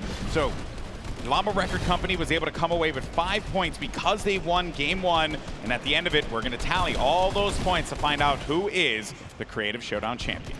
Gonna add up to, it's all for charity. Keep that in mind. So first or 8th, it doesn't matter. It's all for a good cause at the end of the day. Sharshock here. 4 players moving their way up top, trying to look for an opportunity to move up. Little jump around here on the ramp, and a player dropping right down behind. Oh, man. That was rough. You hate to see that one, folks. A turnaround right away from one of the players from Little Whip Warriors is going to make the Brazilian pay, and that is actually also another note there, too. I wonder how Raven's Revenge are going to work with Zach Carty. You know, I'm hoping that they're able to communicate, but also when you're in game, it works. You kind of just know what the other players are gonna do, right? That's the name of it. I don't know if you saw that quick little snipe there. Madison all the way up top, fighting a push. The Chicken Champions making their way up. Back-to-back eliminations. We're gonna jump on board with the golden ticket winner from the Chicken Champions. They also have Chandler Riggs, One Shot Girl, and Nick A30. Oh, last second getting cut down there. Yeah, the lead that's right now. Ban. The lead right now, Sunshine Soldiers at 162 points, but the Llama Record Company, they're starting to make their way back up. Jordan Fisher and the team are even, look at this, you have window edits for peak shots through there. Player knocked that wall out. Courage building up on the outside, trying to establish a little base here. They have very limited resources, Golden Boy, which means they have to be very particular about how they use them. But if they're picking up eliminations, that's an additional 25 material straight into the inventory, so you do have a chance to continue to build and maybe reinforce what you've already put up. But here we go.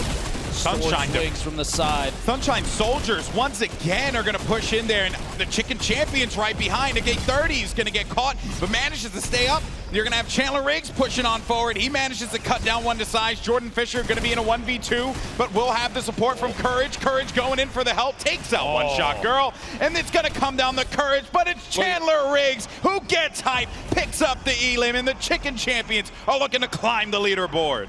Quick note, Chandler Riggs is a 19-year-old actor best known for playing the role of Carl on The Walking Dead. If you've lived under a rock, then you probably didn't know that, but I think somebody like this,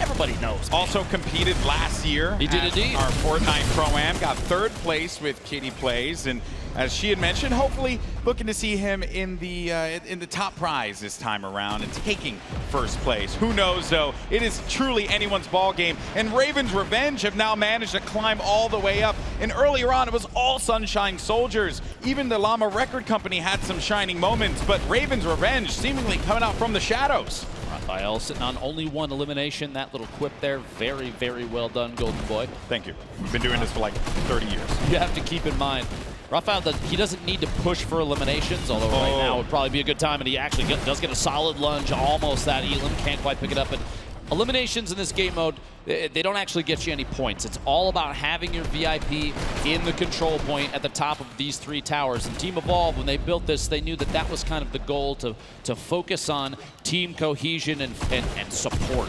It's not about who can get the most eliminations. They do help, don't get me wrong. You get a quick siphon, pick up the 50 HP and shield, get the 25 materials straight into your inventory. It's all wood too, so you can reinforce everything you've built, but it's more about sticking by your VIP. We have Lachlan Cypher and their golden ticket player on Phantoms. Their VIP, the sword wielder, but you've got multiple layers. Look at this structure Lil Whip Warriors have built up. It's more than 1 layer, which means they've been picking up eliminations and using those materials to reinforce and build up. It's fantastic. You have to be smart about where you're going to place those builds, protect your VIP, but most importantly, give you an angle so that you can continue to benefit from the siphon on the HP as well as the siphon from the builds. If you're able to do that, you might see yourself continue to climb on up through that scoreboard, maybe be in 1st place at the end of this game. Bear in mind, though, in a few moments, in 2 minutes' time, the next point is going to open up, the golden circle. Point D will open up. But for now, though, I actually believe we have Kitty down on the stage here. She has a member of Phantoms. I'm wondering how are they going to sort out that whole 2 of them being here thing.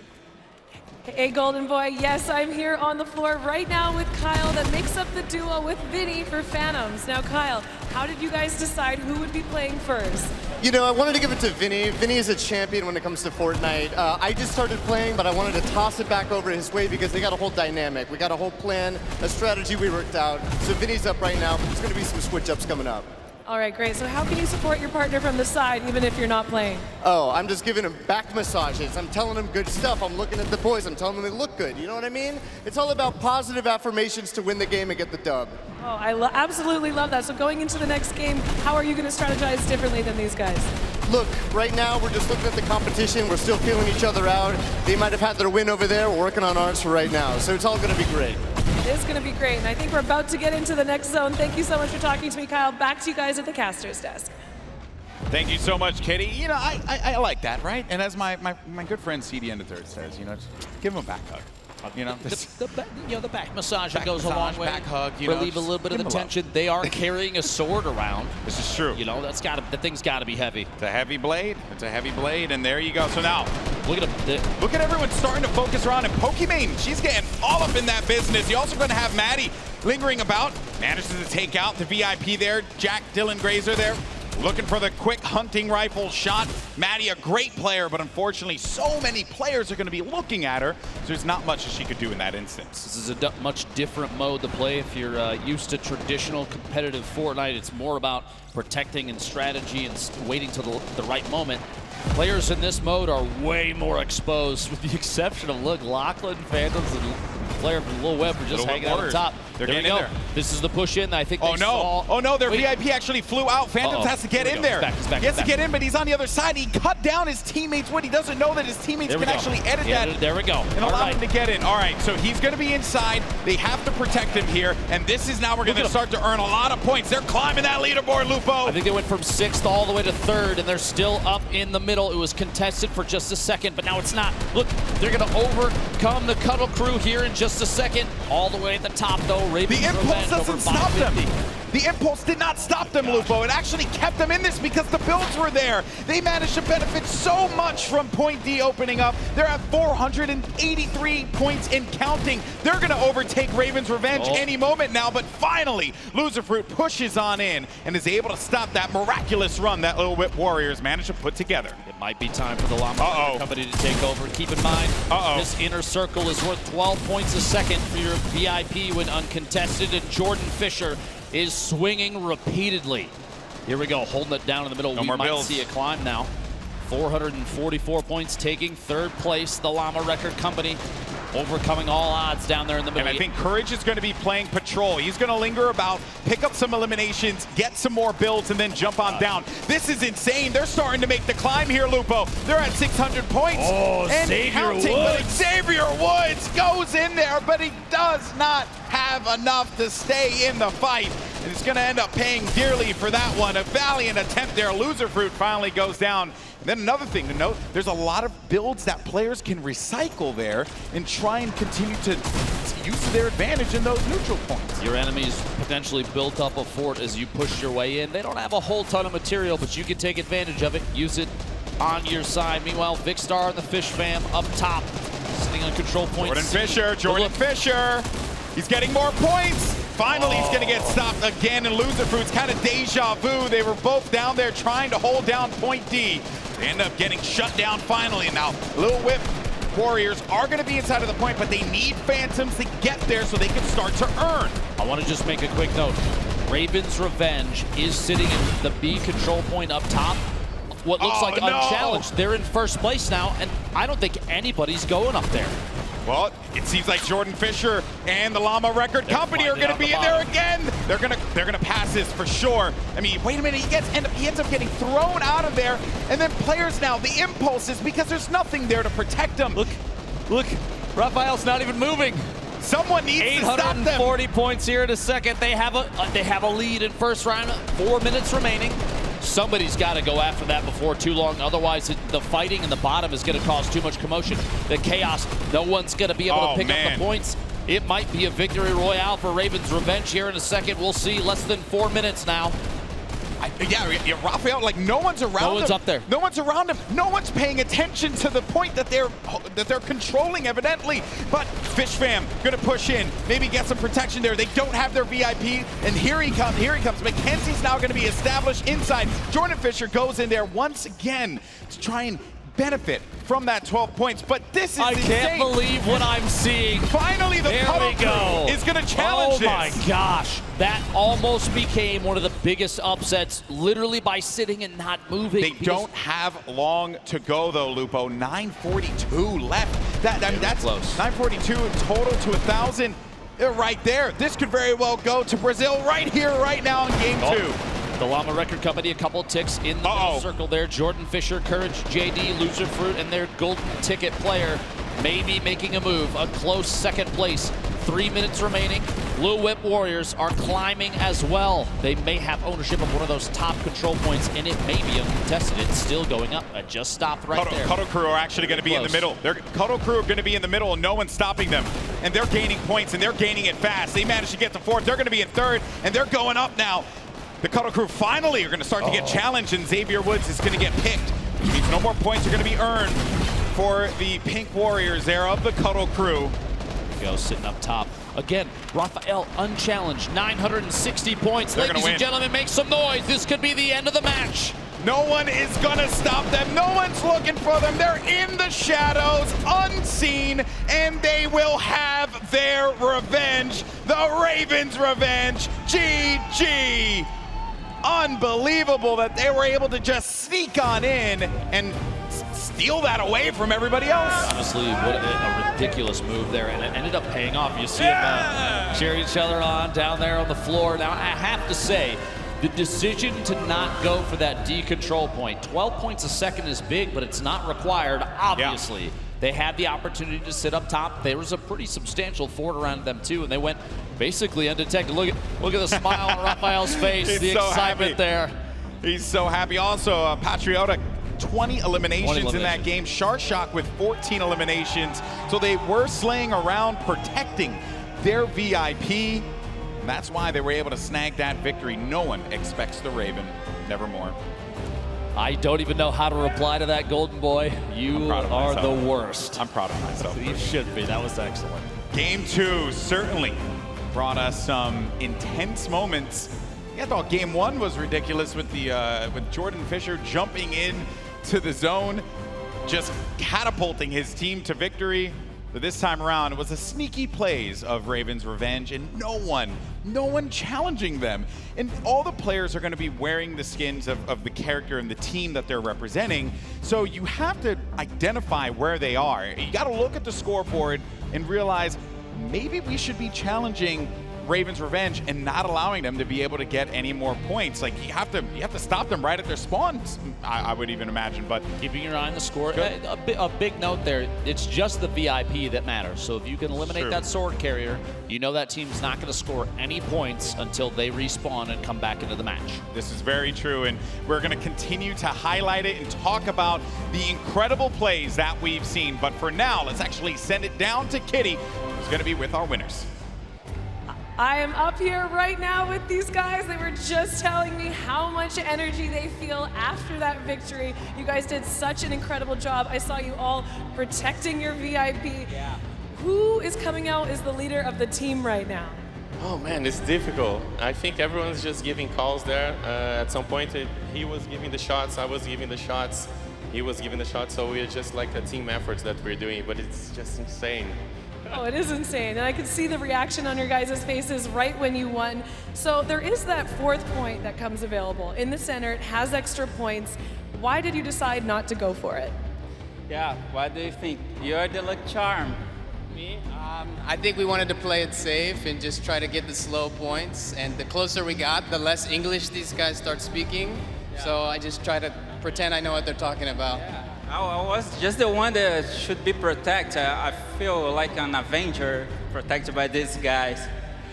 Yeah, you looked like an Avenger, hopping around, leaping around there, and having them all build around you. So going into the next game, are you guys going to do anything differently to secure the ultimate victory royale? I don't know. Actually, our first game wasn't that good. Then we stopped, talked with each other, set the strategy, and it worked out. So that's nice. I'm gonna try it again.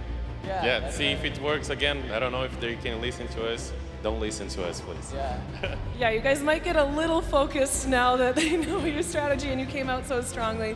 So, Zach, you are the golden ticket winner. What does it feel like to be up on the stage playing with these guys? It feels crazy playing with guys this good, and I'm just trying to keep up and not hold them down, so just protect the VIP. Yeah, protect the VIP. Well, congratulations on that win, guys. Looking forward to see how you perform coming up, but we got to get into some more games, sending it back up to the casters. Thank you so much, Kitty. And Raven's Revenge, they are very happy with their victory. Obviously not looking to change all that much because no one is going to challenge them. Honestly, like no one was going after them the entire time. I'm shocked by that. They had the structure built up, and literally just hiding inside ended up being the best play, the best option at the time, just because everyone was more focused on that D control point. That's true. I'm curious how things are going to change going forward. I got to ask you a question, GB. If you put yourself on one of these teams, you're down there in the pit with everybody else, what would you do to try and take the lead and hold it in a situation like this? Well, I mean, you know, as a person who's a former competitive player, I could tell you that I will be looking at the strategy. I will be looking at how can we maximize our like, how can we be more efficient with where we are on the map, right? Because I think that a lot of players oftentimes are putting themselves in positions to try and just challenge and go right into the point. But there's a lot of value in being that one person that lingers around. But I know you guys want to hear the analysis from me. You want to hear it from our key analysis analyzer. Anyway, words are hard for me. It's Sundown who's going to be down on the floor. Take it away, bud. Thank you so much, Golden Boy and Lupo, and apologies. I'm just so used to Lupo and Courage being together with the victory up there on the last one. I can never forget about you, Golden Boy.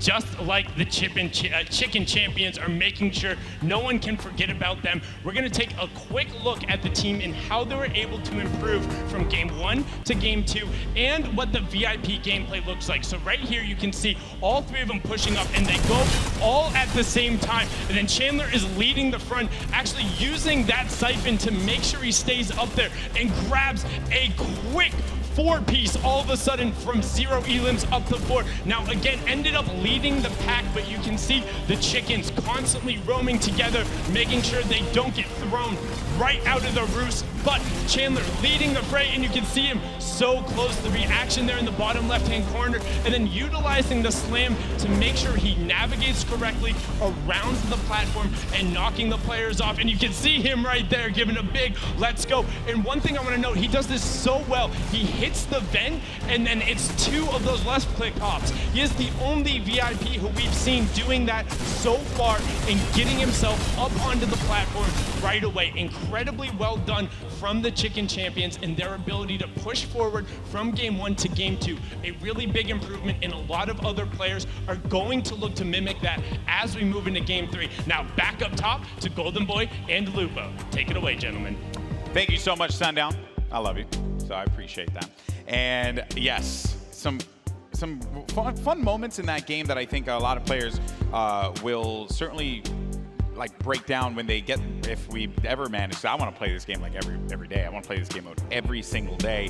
There's some strategies that you can really start to develop, and you can also tell who some of our VIPs are that have really been thinking about it, right? And also synergizing with their teammates so that they can get the communication and realize, like, hey, what are some of the things that I can do with this very powerful weapon, the Infinity Blade? I think even Sundown taking a look there at how Chandler Riggs has developed an interesting strategy with the sword, and to being able to climb and assault a control point seemingly out of nowhere. You can come from all the way up, down to the bottom, all the way up onto a ramp. A second swing will get you all the way up top. Yeah, that's going to pay off going forward as Chandler and the rest of the Chicken Champions start to climb the scoreboard. But speaking of the scoreboard, I know people out there watching. If you're here at the Forum in LA, if you're watching from home, you want to know what the current standings are. We're going to take a look at those right now.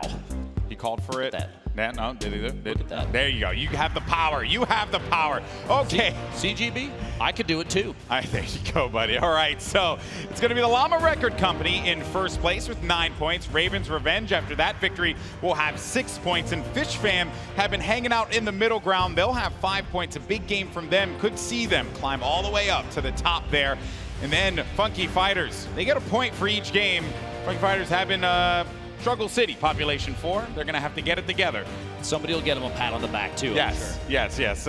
Or, maybe Laser could just cartwheel his way to victory. That's what I want to see personally. But that is going to do it for us here. When we come back, we're going to have more of the Creative Showdown here at the Fortnite Summer Block Party. We'll see you in a few.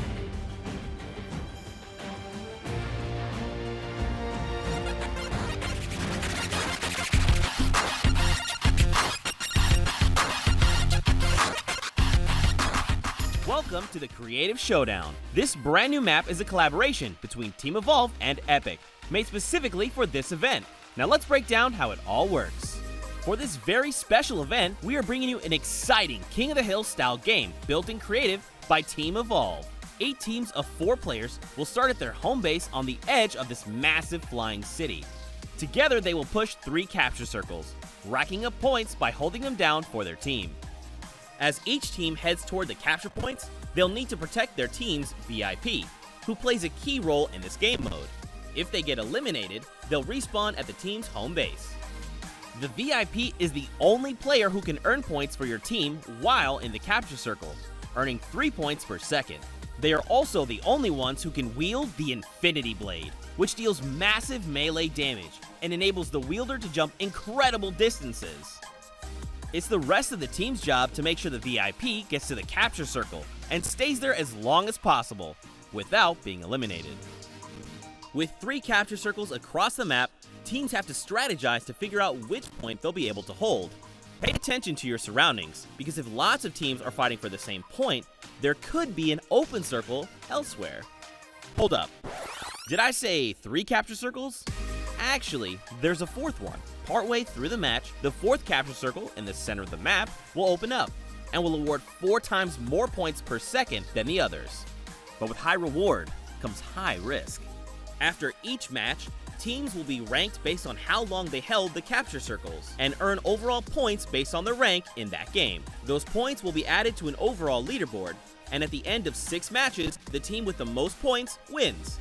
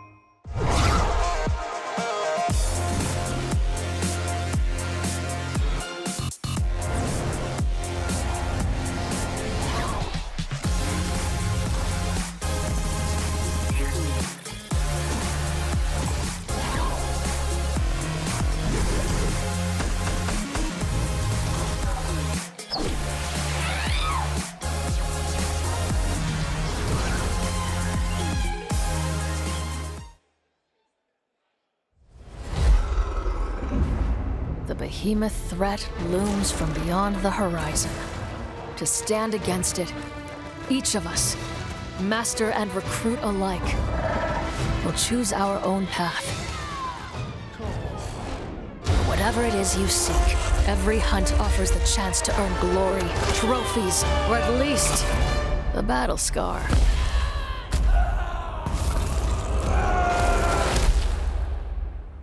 Ramsgate, an outpost at the edge of the world, has become our home. And as long as we draw breath, it will not fall.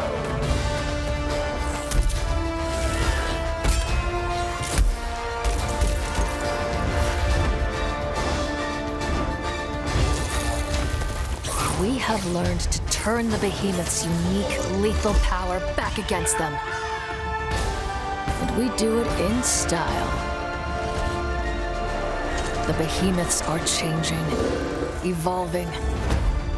And so we forge new bonds, together, one hunt at a time. Live on the edge of every moment, Slayer. Live for the hunt.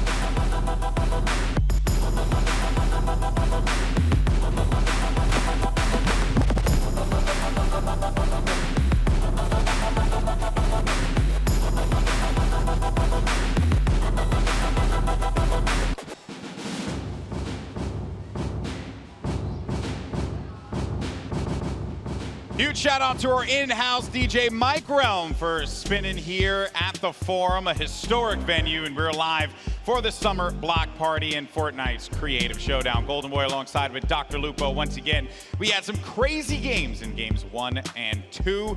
And if you're just joining us for the first time, well, allow us to update you on what we've been playing here today, because the map and game mode is called Station Showdown, and it's something that we have never done before. And when we get a moment, we'll bring up the format and how players are going to earn their points. But we've had some exciting moments today, Lupo. It's actually been pretty crazy. On your screen now, the left side, we talk about how they earn points in the game. There are 3 capture points atop the map, and the first team to 1,000 total points wins, or whoever has the most by the end of the game, which is 15 minutes long. Keep in mind, too, there's a couple little curveballs here. Like I said, those top 3 points, that's 3 points per second for the VIP, assuming they're uncontested.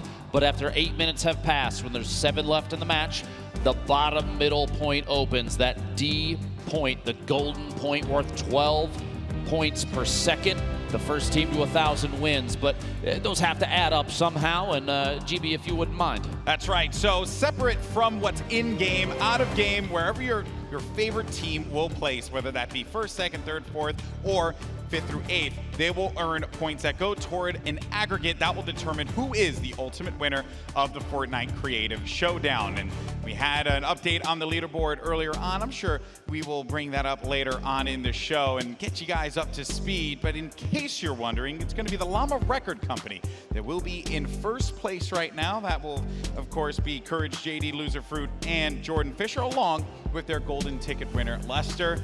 It was a good game 1 for them. Game 2 had some pretty hype moments. They were able to jump right back up there. And there you can actually see it right there. Wow, I hadn't even seen this thing yet, so that's cool. That's brand new. Yeah, he had no idea that was a thing. No, I didn't know. So I lied to everyone when I said later on, or maybe later on, as in right now on the bottom of your screen. There you go. 9 points, which means the 1st and 2nd place already, and we're a third of the way through. There's 6 games total, which means, in my opinion, as I kind of predicted, I'd just like to put that out there, you know, part of the best Fortnite duo ever is involved in the Llama Record Company, bestfortniteduo.com, support charity if you'd like to. It's, I mean, I love Jordan Fisher. Courage JD is a friend of mine. Loser Fruit, also fantastic. And their golden ticket winner, I mean, it's kind of like he is carrying the team. So, yeah, I think literally just by existing. Yeah, I think that they also... Jordan Fisher, very proficient in Fortnite, plays with you guys all the time. So he knows a thing or two about how he wants to position himself, how he wants to work around the builds, and also what are going to be his strengths as well as his weaknesses. Because while it is great to have that Infinity Blade and be able to swipe around and chop people down to size, well, when you're swinging, you're kind of a sitting duck. So those are things that our players, our VIPs, are going to have to navigate. But here we go, folks. It's time for game number 3 of the Summer Block Party's Fortnite Creative Showdown. Ladies and gentlemen in the crowd, let's get hype, let's get loud. It's time to jump back into the game. Hey, that worked out. I'm proud of that one. Well done, Golden Boy. And away we go. Game 3, 15 minutes on the clock, and the team's popping out of their spawn locations. I just want to make a quick note.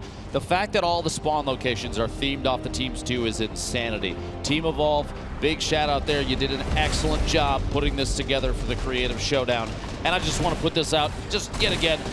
Golden Boy, if you could, who's in 1st place right now? Oh, dang it, for a second. It was the Llama Record Company. Look at it. I couldn't speak quickly enough at that moment to get in there. But I wouldn't be shocked if they do manage to find themselves back at the top 3 at the very least.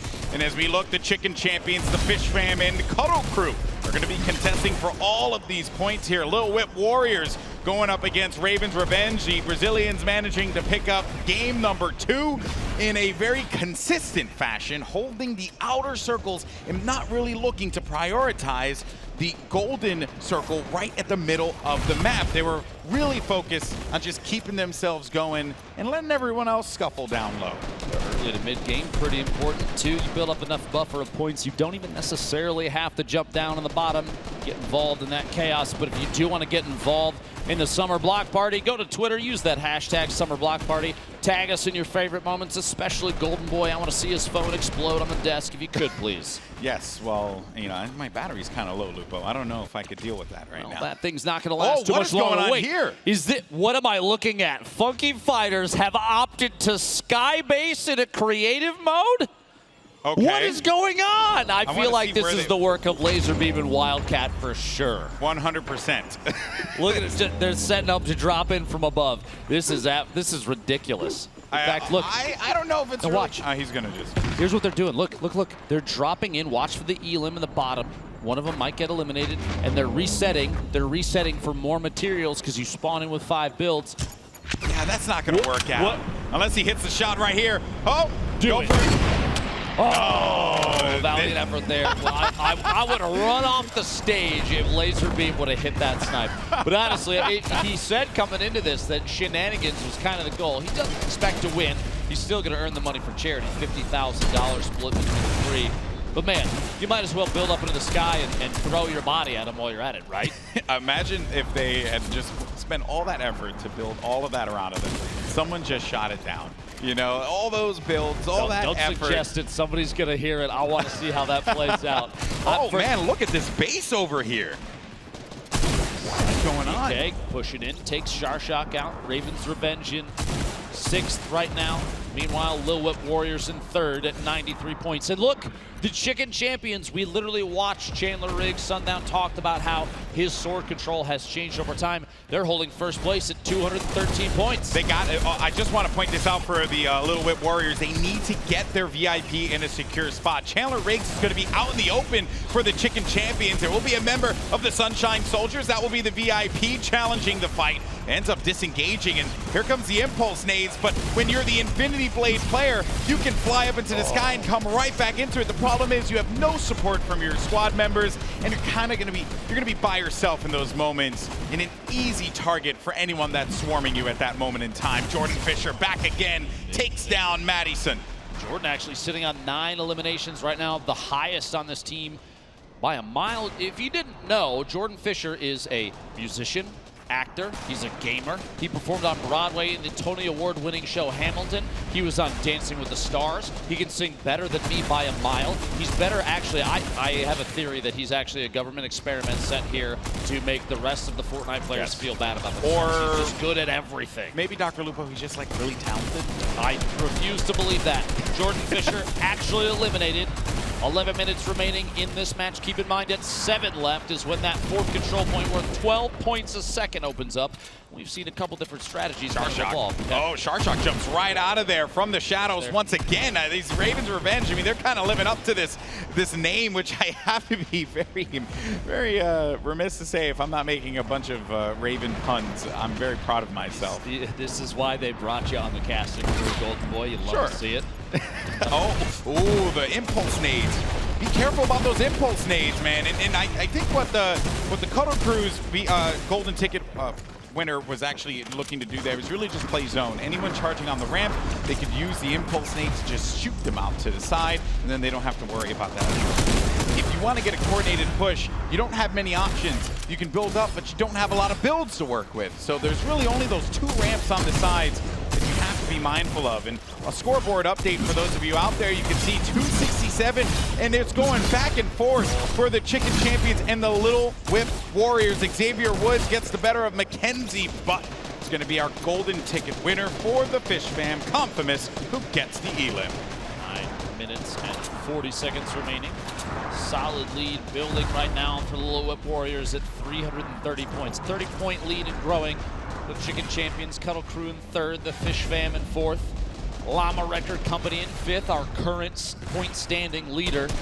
Sunshine Soldiers in 6th. Raven's Revenge and the Funky Fighters. Look at all of this protection. Look at all of this protection that they've given to Phantoms here. They're letting them just keep a low profile. Don't stand out because you're going to have that blade and everyone's going to see it from so far away. Of course, the Phantoms, some EDM DJs. These guys have been all over the place, as a matter of fact, and they were actually known as a dance act before, so maybe they show us some moves in game.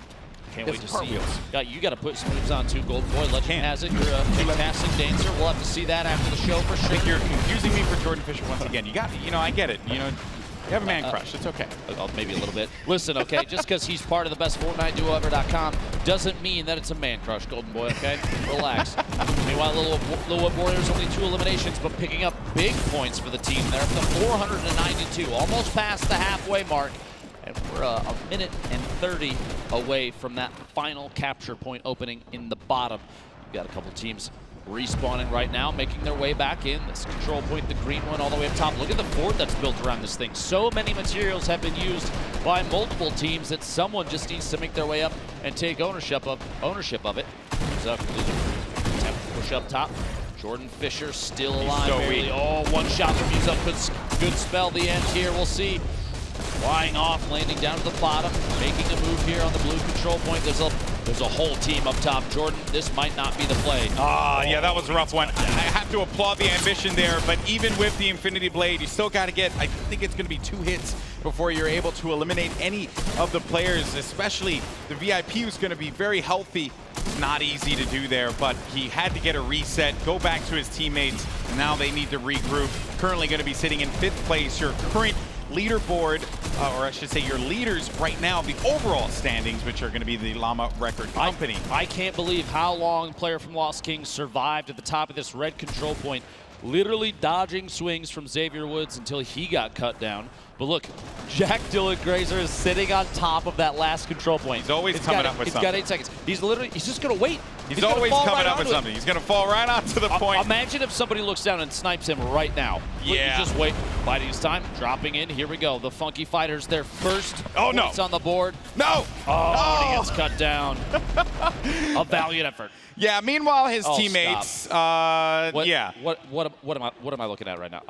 I think you're looking at a YouTube video being made. I can't wait to see this, honestly. This is absolutely ridiculous. For one day, wait, did you just get impulsed? He impulsed him off of his own ramp.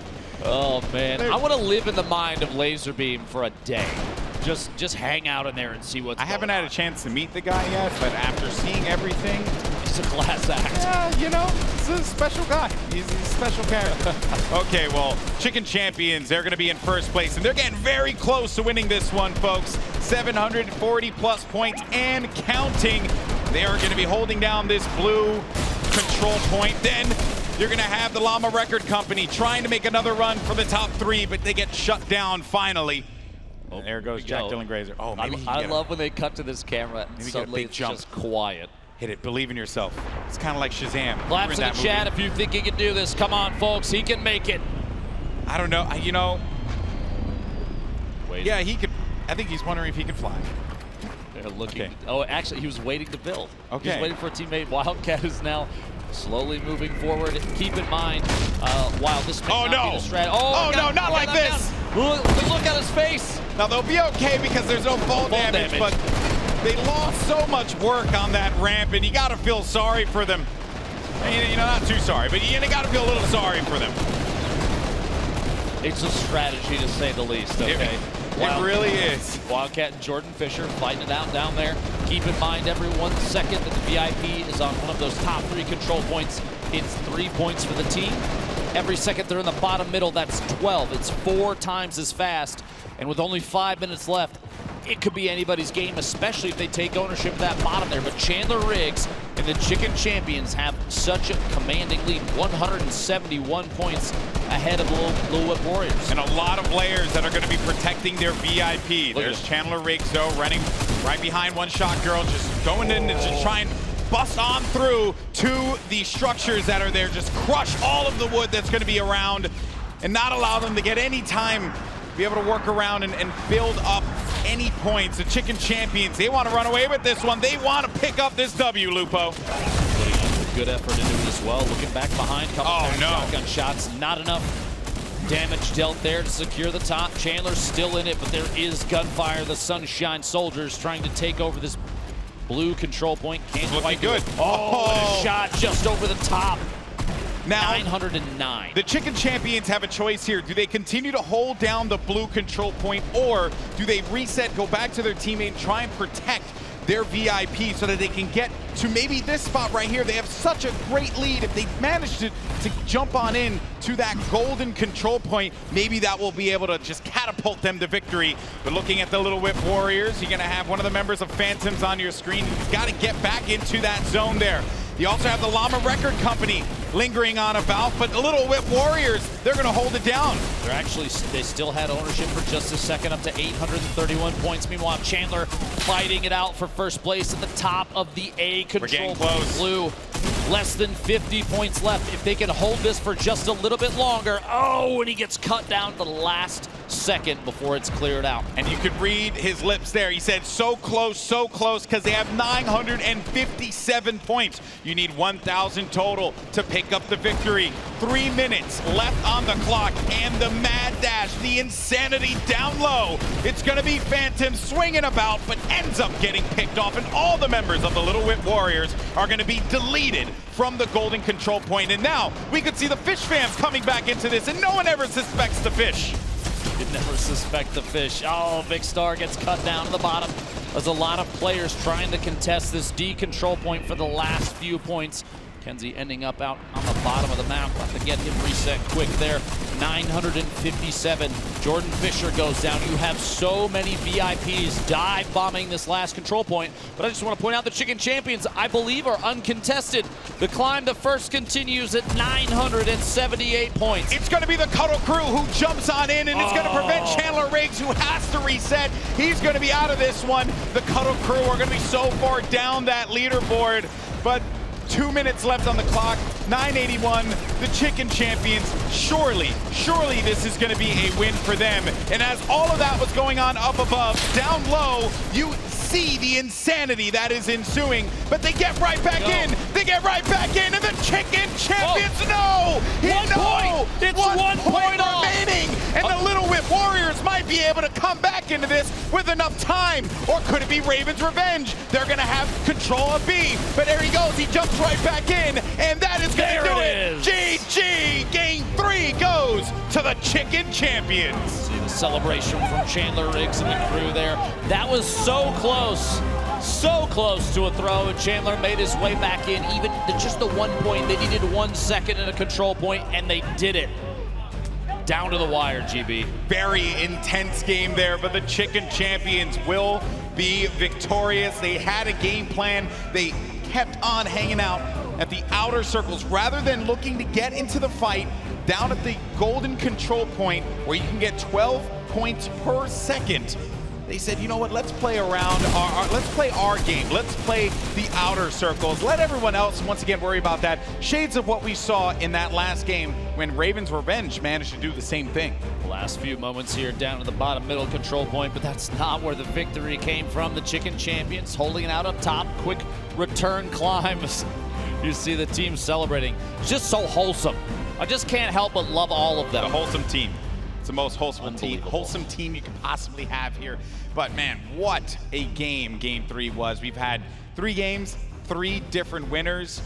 And with the way things have shaken up here, I wouldn't be shocked if we walk away with 6 different winners at some point, man. It's like everyone seems to have like this, the strategy. They know that they want to play the outer circles rather than charging down low.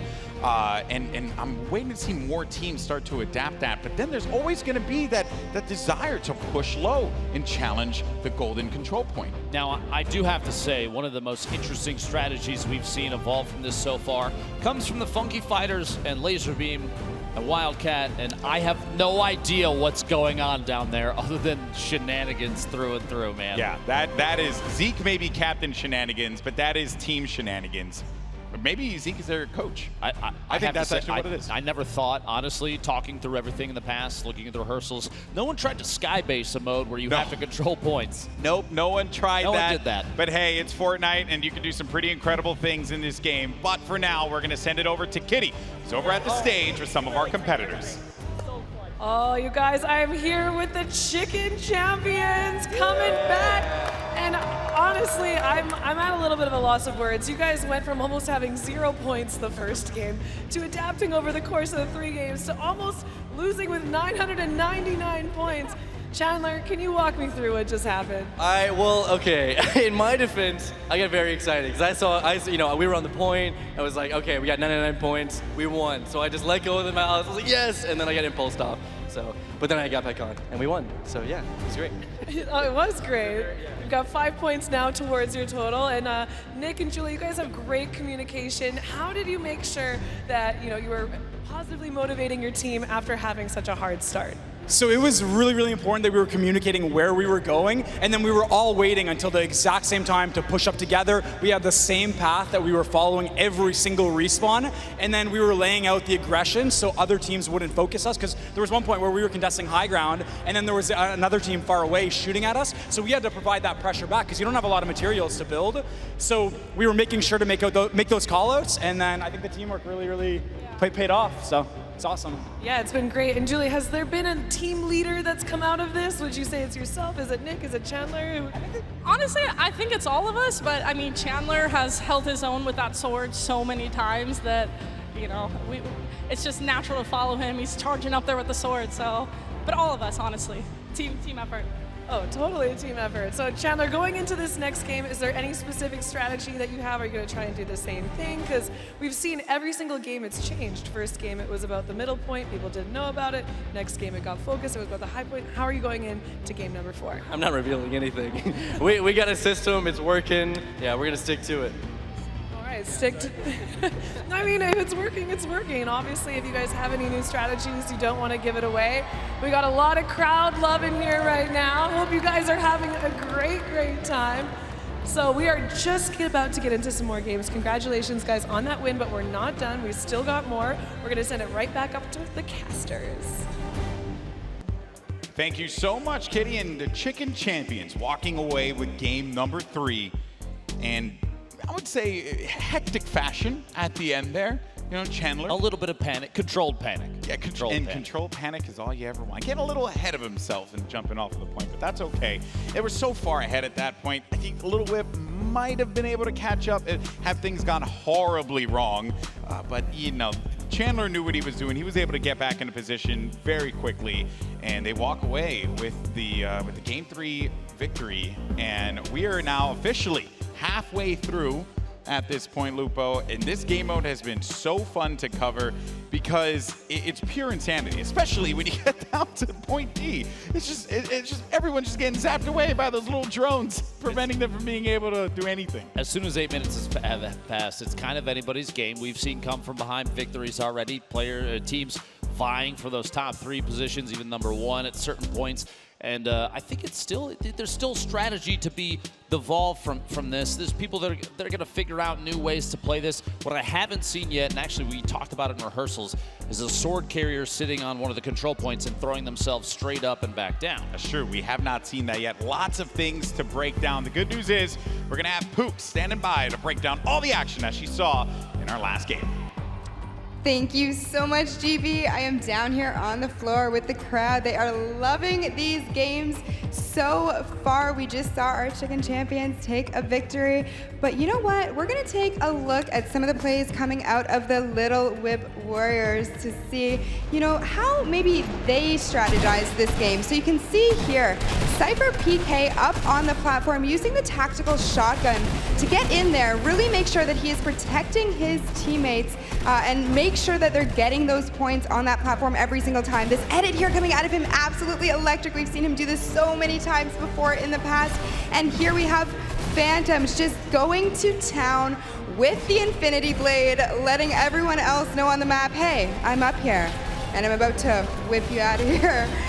Here we have Lachlan as well. Every CQC engagement this team took early game, they were victorious in, and they were in first place for quite some time.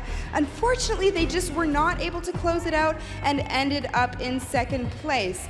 But I would love to hear how our Chicken Champions communications were during that game. So let's kind of take a listen in and see how they were doing. He's down. What about grapple? Nice! No, I got you, Chandler, I got you! Down! Nice! Guys, let's go! We got this! Easy. We gotta shoot in! Spray in! Come on, I'm coming back. I'm coming back. Shotgun grab up top with us. There's one on me. Nice. Got her. I'm Let's shoot east, guys. Let's make it shoot ice. 100 points. There's no one on east. As you can see, they definitely did not crack under the pressure.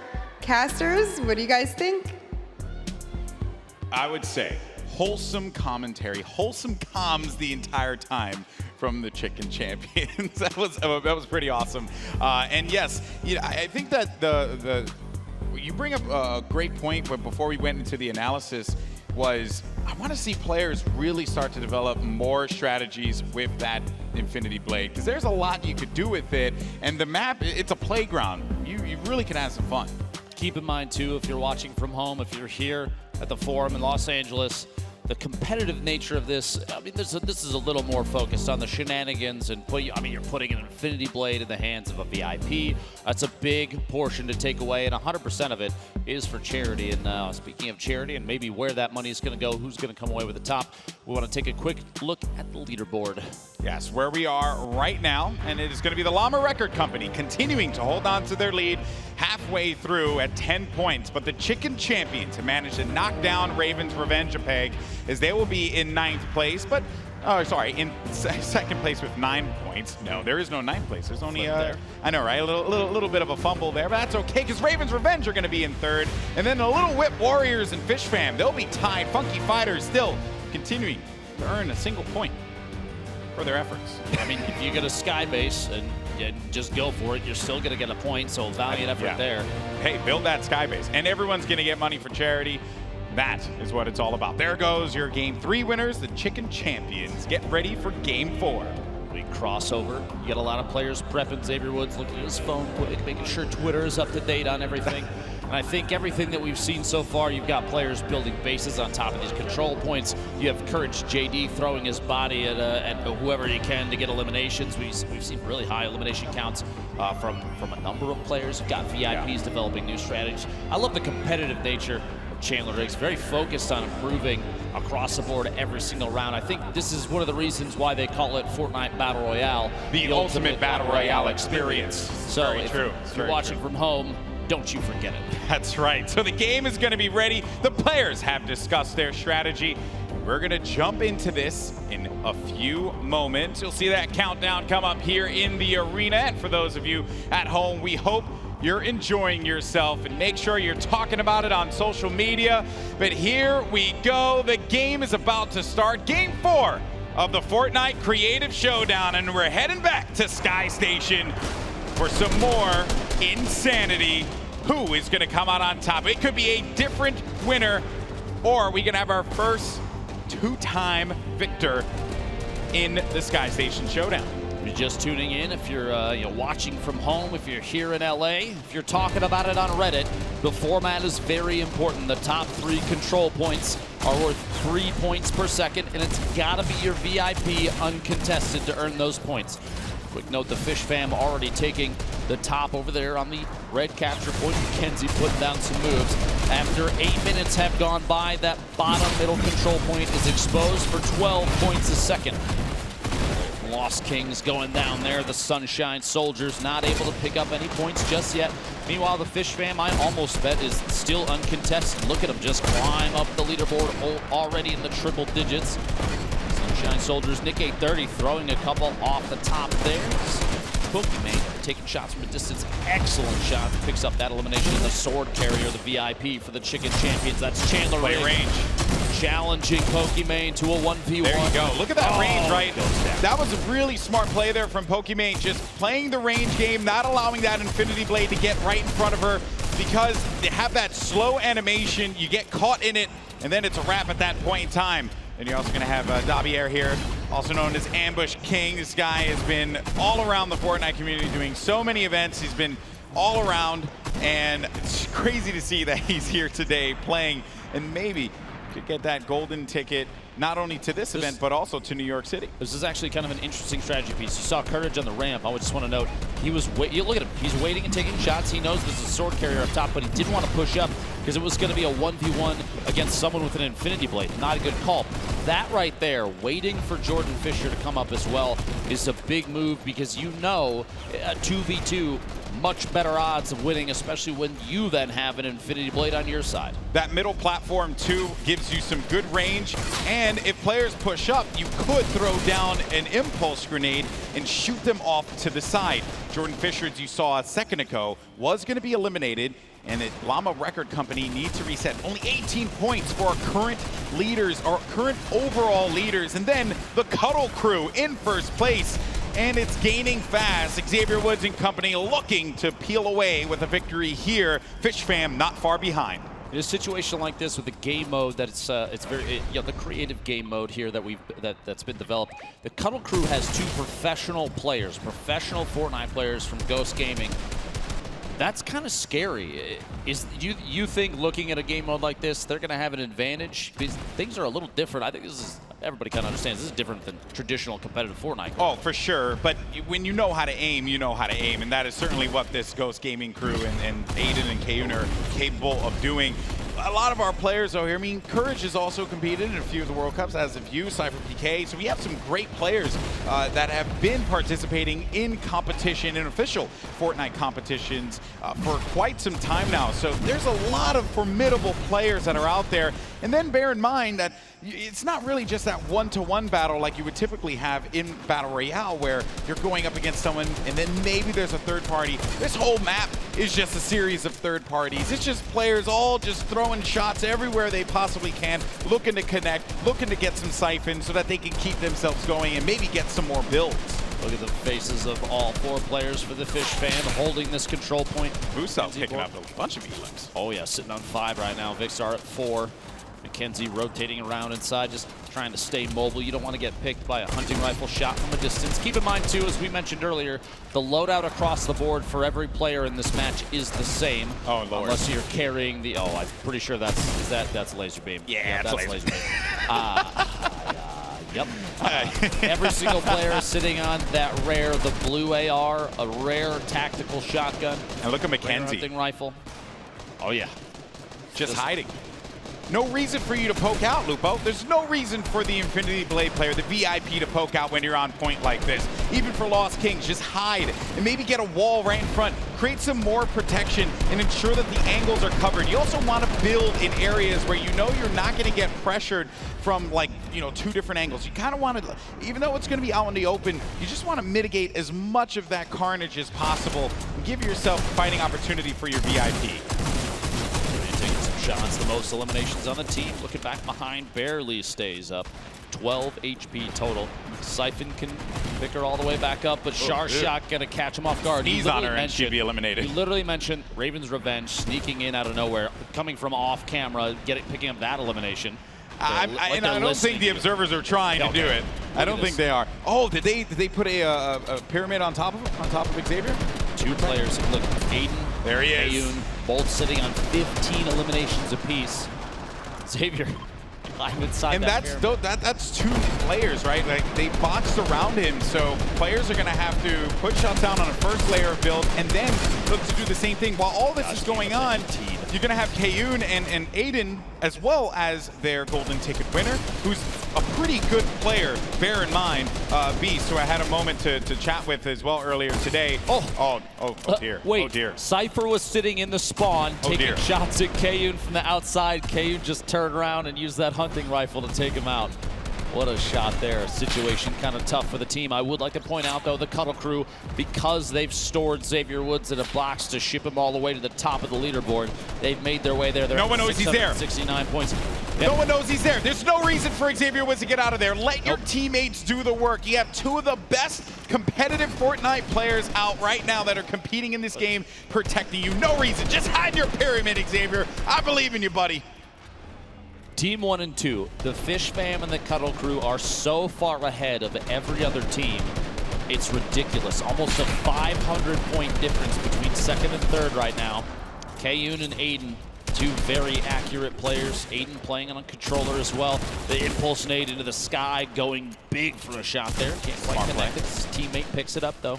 And because he's gotten so many eliminations, he's able to build and protect that base even more so. That's gonna be the B point, and they have ran away with this one. In a few moments, we're gonna get that middle hill opening up, but they're at 816 points, Lupo. They've gained. This could very well be a win for the Cuddle Crew. This is ridiculous. If they win this game so quickly, there's going to be so limited, a limited amount of time for that fourth control point. A smile on Mackenzie's face there, you see on the screen. Second place is still worth 4 placement points, leading towards those. Yeah, that's the sum of the 6 games.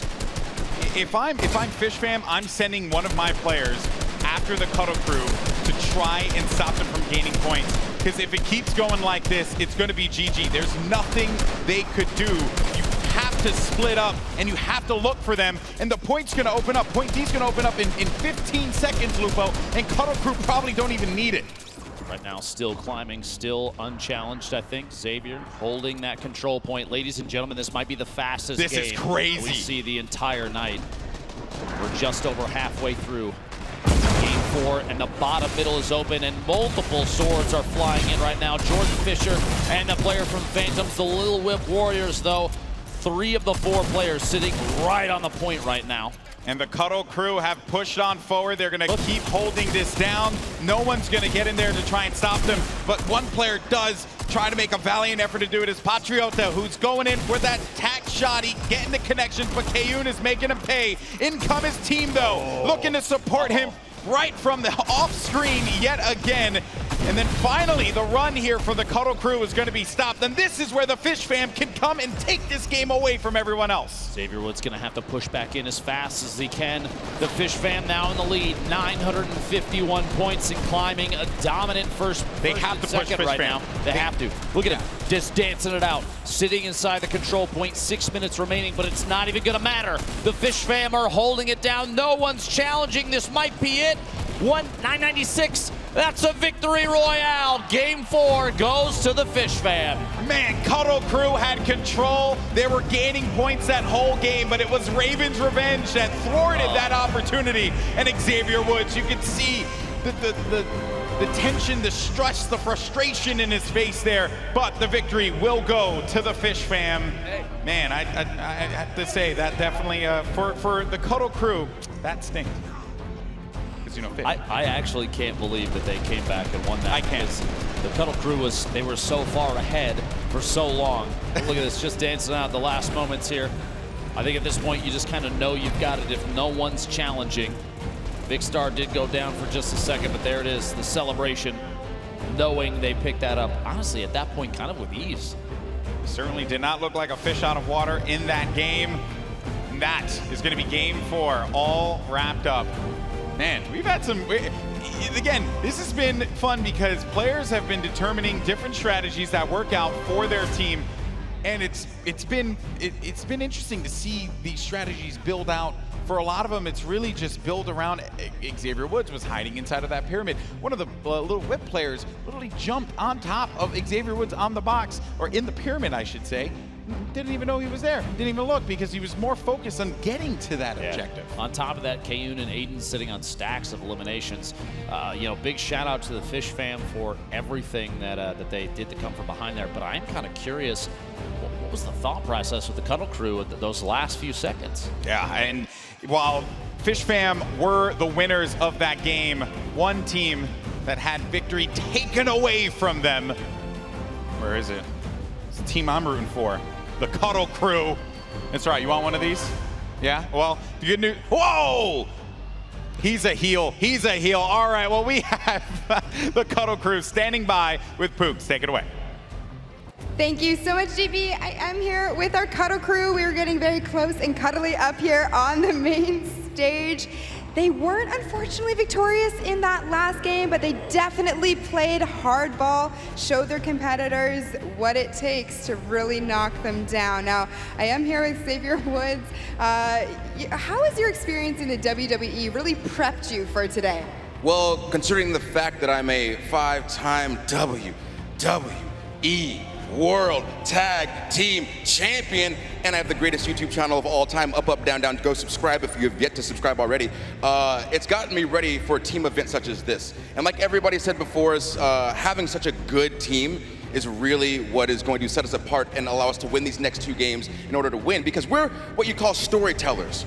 We've let everybody feel good. We've let some other people get some wins, but now we're showing our true colors. I'm about to bring it back for the Cuddle Crew.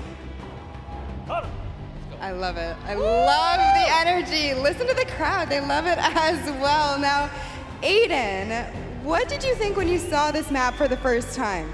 Oh, it's definitely a different from like competitive. It's a nice change. You know, it's really fun to play, and there's a lot of the content creators are doing some wild things out here, like the stair all the way up top. That was so funny, but it's really fun to play a different mode from the original competitive.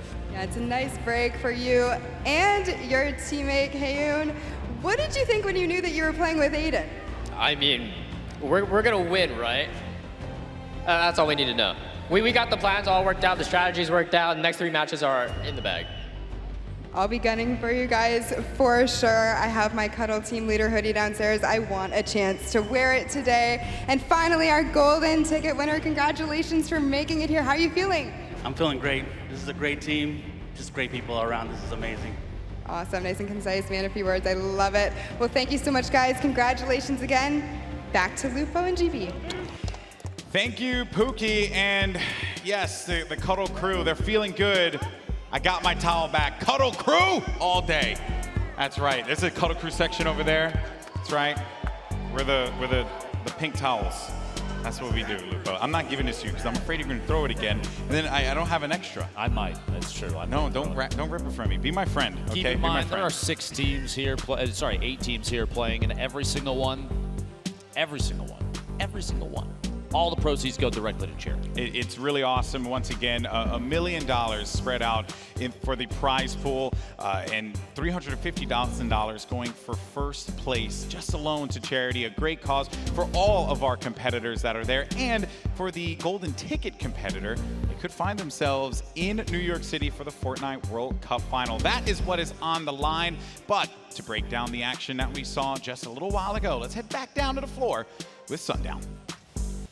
Thank you so much, GB and Lupo. And now I want to take a quick listen into the victors from the last game, but it's not going to be any comms that happened in the middle. We're going to hear kind of their pregame speech, how they motivated themselves, that then led into the epic victory royale. So take a listen right now. If we can make Chicken come last this round, I think we'll win the next round. Oh, by the way, they are doing listening. Yeah. So we should probably try and not swear, yeah. I don't think they've done anything bad. It would have been tweeted off to 1 million. They would have, they pre-checked the clips, yeah. They're recording clips and then sending them to game. But we may as well, like, try and play it a little cleaner than screaming. All right, let's go. Sorry, listen in, guys. Like, we all over at G-rated. You hear me? All right, let's go, boys. Focus up. Let's get the... And you can see they were able to focus up. Indeed, Mackenzie was looking to go big so his team would be able to cheer hallelujah. They lost and found the lead a number of times, but Mackenzie was able to use those little moon jumps to try and stay in the zone. And in the end, they were able to get the victory roses and take it home. The inspiration right there, the focus being enough. You can see how Muselk and Vikkstar were able to lay down the smackdown using those rare tactical shotguns to put the shutdown on the other teams, control the singular top point, and take home the victory royale. Incredibly well done from the Fish fam. That was it from me. We're gonna toss it back up to the desk with Lupo and Golden Boy. Gents, take it away. Once again, thank you, Sundown. Always fun to hear Muselk, motivate the team, and then the guy's a character. I love those listeners. Probably some of my favorite videos, hands down, that I love watching. The shenanigans. Again, the shenanigans. But shenanigans with victories, and that's important. That's important, Now, bear in mind, as we have covered all the games that have happened here today, we have the scoreboard and the update where we are right now after game number 4. And it is going to be the Llama Record Company still holding on by a hair to first place with 13 points. Close second, though, the Fish fam now at 12 after that last game. Chicken Champions at 10. Ravens Revenge at 10 as well. Cuddle Crew, Lil Whip Warriors, Sunshine Soldiers, and the Funky Fighters rounding out all 8 of your teams there Shout out to Laserbeam for maintaining the lowest score. He'd be winning if this were golf. Yeah, well, another thing to keep in mind, Lupo, is that this has worked out very well for the Llama Record Company because we've had different winners every game. And who knows, maybe we can find ourselves a different winner in Game 5. We're gonna go to a quick break. When we come back, we're gonna have the epic conclusion of the Fortnite Creative Showdown here at the Summer Block Party. So without further ado, our in-house DJ, Mike Realm, play us out, my man.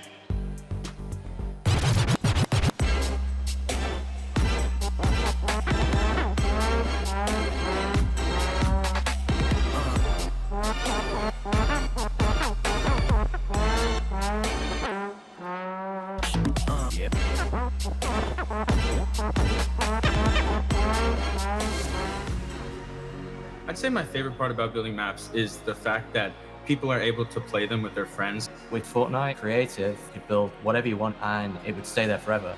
What really got me hooked is the ability to create anything I can imagine. I'm Blue Drive. I'm Mac and Migs. I'm Stormhawk. I'm Nelaf. I'm Tomoya. I'm KK Slider. We are Evolve. And we designed the Creative Showdown capture map.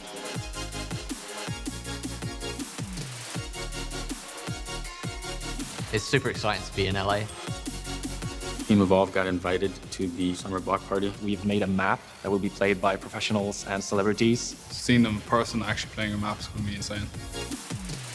When I'm in LA, I'm definitely looking forward to meeting the rest of the team because I haven't met them in real life yet. I'm from England. I am currently in Germany. I'm from Orlando, Florida. I'm from Columbus, Ohio. I'm from Ireland. And I'm from Sweden. Never actually met anyone in person, so when we land in LA, it'll be the first time.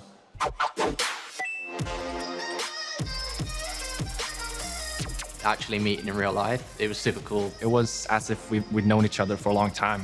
When you're actually meeting them in person, completely different experience. So right now, KK Slider and Tomoya aren't here. KK gets here tonight, and Tomoya will be here later in the week, and I'm super excited to meet them.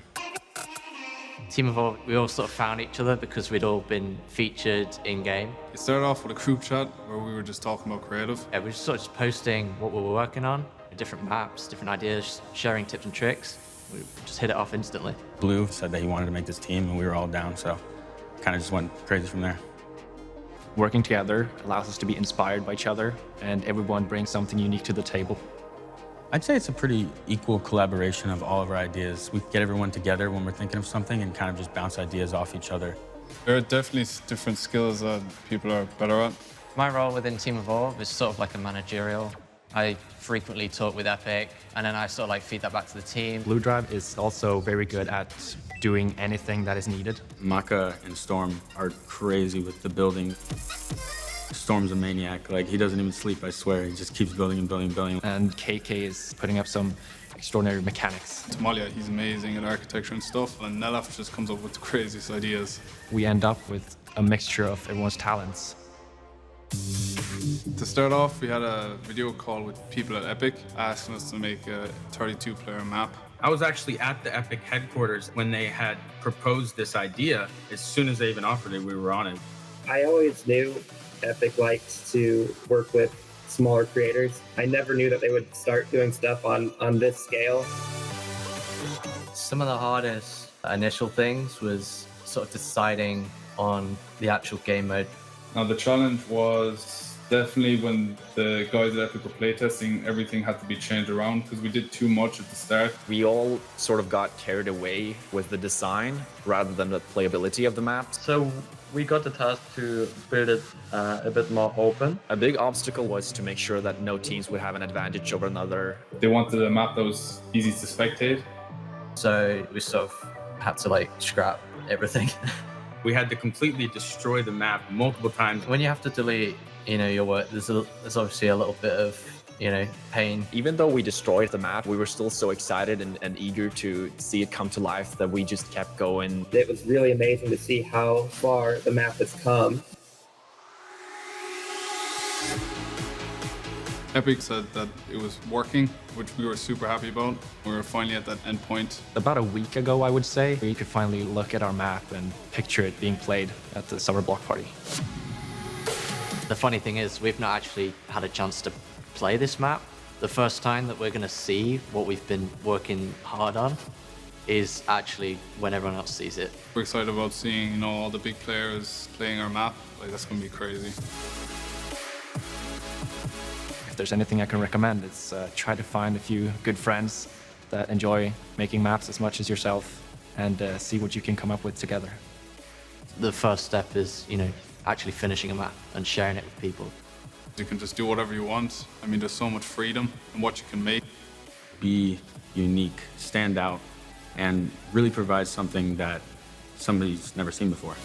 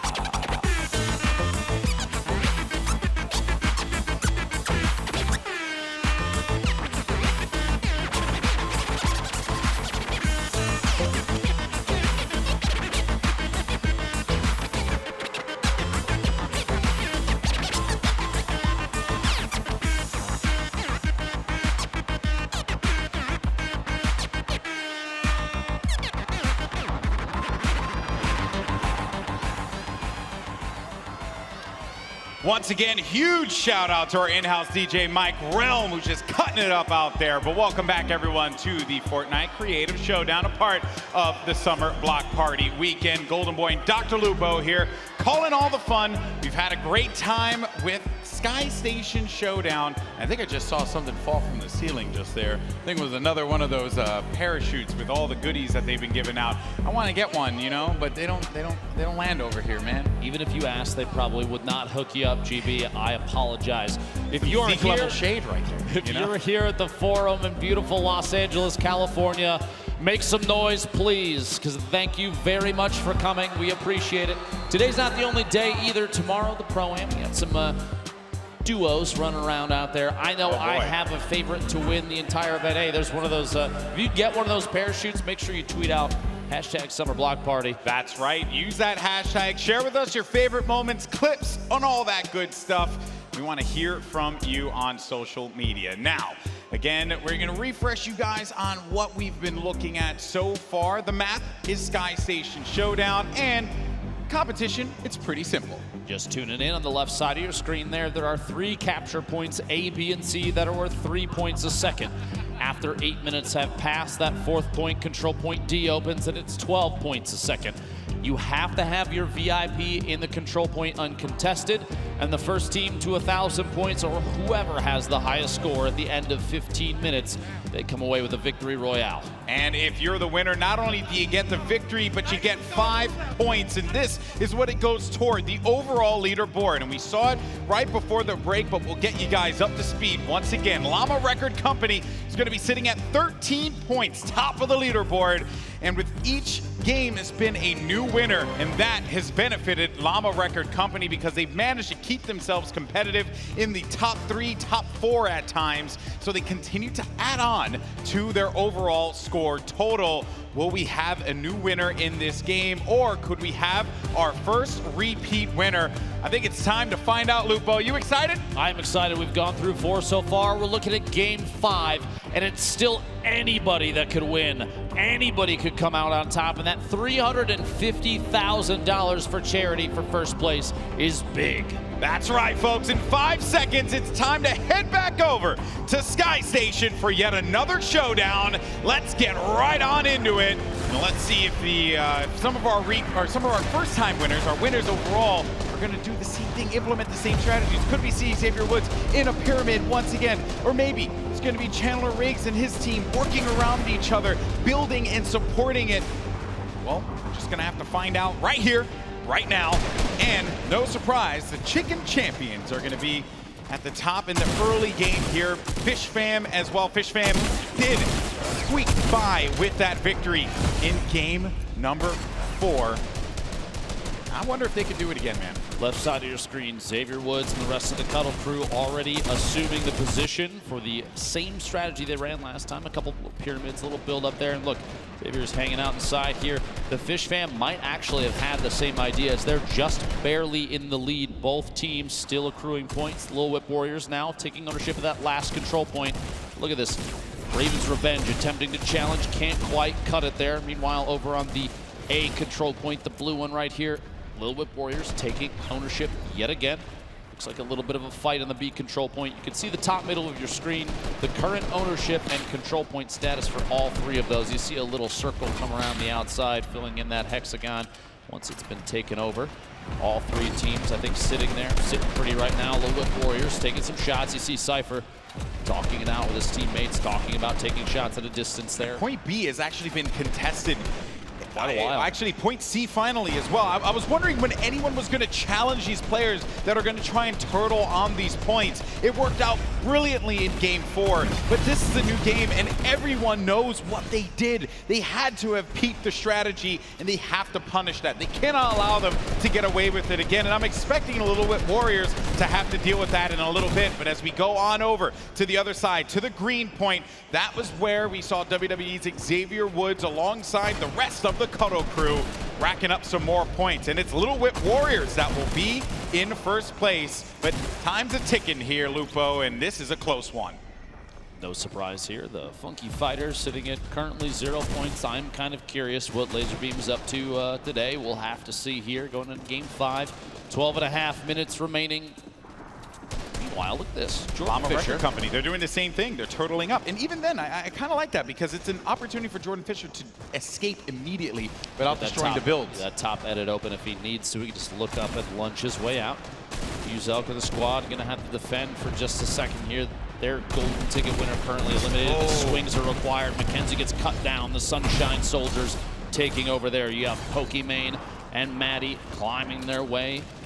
And the issue in that instance, Lupo, was that they were facing the ramp. So players are going to come up that ramp 9 times out of 10. Sometimes you're going to get a Vixar play where they impulse their way all the way up to the top. But that ramp has been safe for a lot of players to trek through. And the way that they were positioned, the way that the Fish Fam's VIP was positioned, as soon as you come up that ramp, you're going to see them. And they're a sitting duck. It's going to be a shooting gallery. And then, as you saw right there, they're going to pay the price. Oh, Kayun barely able to wall off for just a second. Sharshot does get one elimination, then trades back. Cuddle Team golden ticket winner does go down to Patriota, and it looks like Raven's Revenge have taken this control point, but the VIP is not up there. You can't earn points unless they're in the control point uncontested. Exactly. You have to be in there, and if you're not, so it's nice and all well and good that you cleared him out, but where's the follow-up? That is the question that you got to be asking yourself here. And also, just a fun note here on Rafael Dracon. It's a Brazilian writer, screenwriter, best known for The One, which will actually be released on Netflix at the end of the month. So I will certainly be checking that out. I'm looking for a new thing to watch on Netflix. So there you go. And he's here right now. So everyone should just go and support him. On top of that, if you're always looking for content, you can pull up twitch.tv/. No, I'm just kidding. Imagine. Imagine right now, yeah. I wonder how fast production would be in my ear on that one. Player from the Lost Kings with 2 eliminations. Pokey with 2 as well. Their golden ticket winner with 2. But Maddie, what a dominant player right now, sitting on 8 eliminations for the team. 10.5 minutes left, and remember, at 7 minutes remaining is when that 4th control point opens up. Things are going to get a little crazy. Pokemon's looking for it. Pokemon's looking for it. Finds one in front of him. It's going to be a member of the Cuddle crew, but where's Xavier Woods? She's got to scope it out. And there you find him in the pyramid, and Xavier Woods does get the better of her, but he did manage to, at the very least, lose some of those builds that they desperately need here, Lupo. This is looking like the play. Honestly, it doesn't surprise me that it's coming from 2 players from Ghost Gaming, Aiden and Kayun, and probably quite a bit of input from their golden ticket winner as well. Xavier sitting inside the pyramid, inside a box. It feels like there's multiple layers of protection there, so even if the rest of them go down, you have to have a VIP push onto the point to contest that, because Xavier's just hanging out, man. And he's going to be in a very secure 1-by-1. But the issue with this is that everyone surely knows that Xavier Woods is going to be inside of that 1-by-1. So while they may not have the resources, spread out the wood a little bit so that this way you can kind of throw off, make your opponents really have to sniff that out. You want to do your absolute best to trick your opponents, not give them an easy pick. Xavier Woods is going to be out in the open right now. Once again, it's going to be the Sunshine Soldiers that continue to push on in. Pokimane gets knocked down. A little whip player up above brings him on down right to her level. And then, Pokimane couldn't deal with the pressure from the players that had popped up from right over her shoulder. Sunshine Soldiers. Okay, you got it. You got me, Balla. I messed up with that one too. And this one, certainly a bit of a tongue twister. But Xavier Woods, oh no, what's in the box? And Xavier Woods gets away. Big pickup there, the player from the Lost Kings here. We're actually going to take a second here and throw it down to the floor with Pookie, who does have his counterport on the mic right now. Thank you so much, Lupo. I am here with Nick from Lost Kings. Hello, welcome. How are you feeling? I'm feeling good, It's exciting out here. It's definitely exciting for sure. You guys are looking really good. You and your teammate, Rob from Lost Kings. Now, had a second to talk to you. Who would you say to the 2 of you is better at the game? I would like to think I'm better, but he plays more than I do, so he would definitely be better, but my confidence doesn't waver, I'll tell you that. I love the confidence. Now, when I came over, you were kind of talking to him a little bit. Were you kind of in his ear, kind of, letting him know what play to make next? Yeah, we've been talking back and forth, because after the first game, I felt like watching him the first game, I was like, oh, okay. But then it's like everybody got their strategies, and the second game was completely different, and every game has been different. And I feel like on our side, where we're trying to hold it down, there's a bunch of teams, it feels like. So it's been back and forth the whole time. So we've been strategizing in between, but every game's been different. It's crazy. Yeah, adaptation is certainly key in a tournament like this, but you know what? I'm gonna let you get back to your teammates. I wish you the best of luck. Thank you so much. GB and Lupo, back to you guys. Thank you very much. Interesting insight there, a little back and forth trading strategy. You love to see it. Here's to hoping the rest of this game for the Sunshine Soldiers, led by the Lost Kings, plays out a little better. Right now, they're sitting at 7th at 75 points. They keep challenging this red control point. Got to give them credit.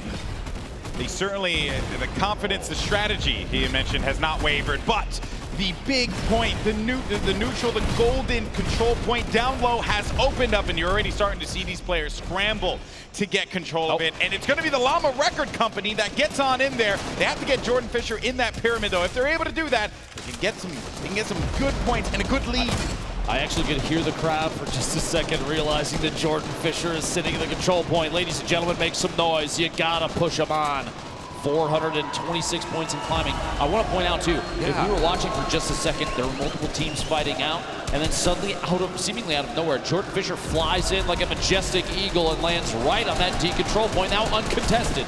Now, I was going to say that I would have liked to see Jordan Fisher get in the pyramid, but if he was in the pyramid, he wouldn't be in the zone to get the points for the Llama Record Company. And now they're going to have the lead. They've gone up to 630 points and counting. Llama Record Company could be a repeat winner if it keeps going like this, but I spoke too soon as they're shut down by Point D. Caster curse is real. Blame that one on Golden Boy. 630 points, almost a 100-point lead over the Fish Fam.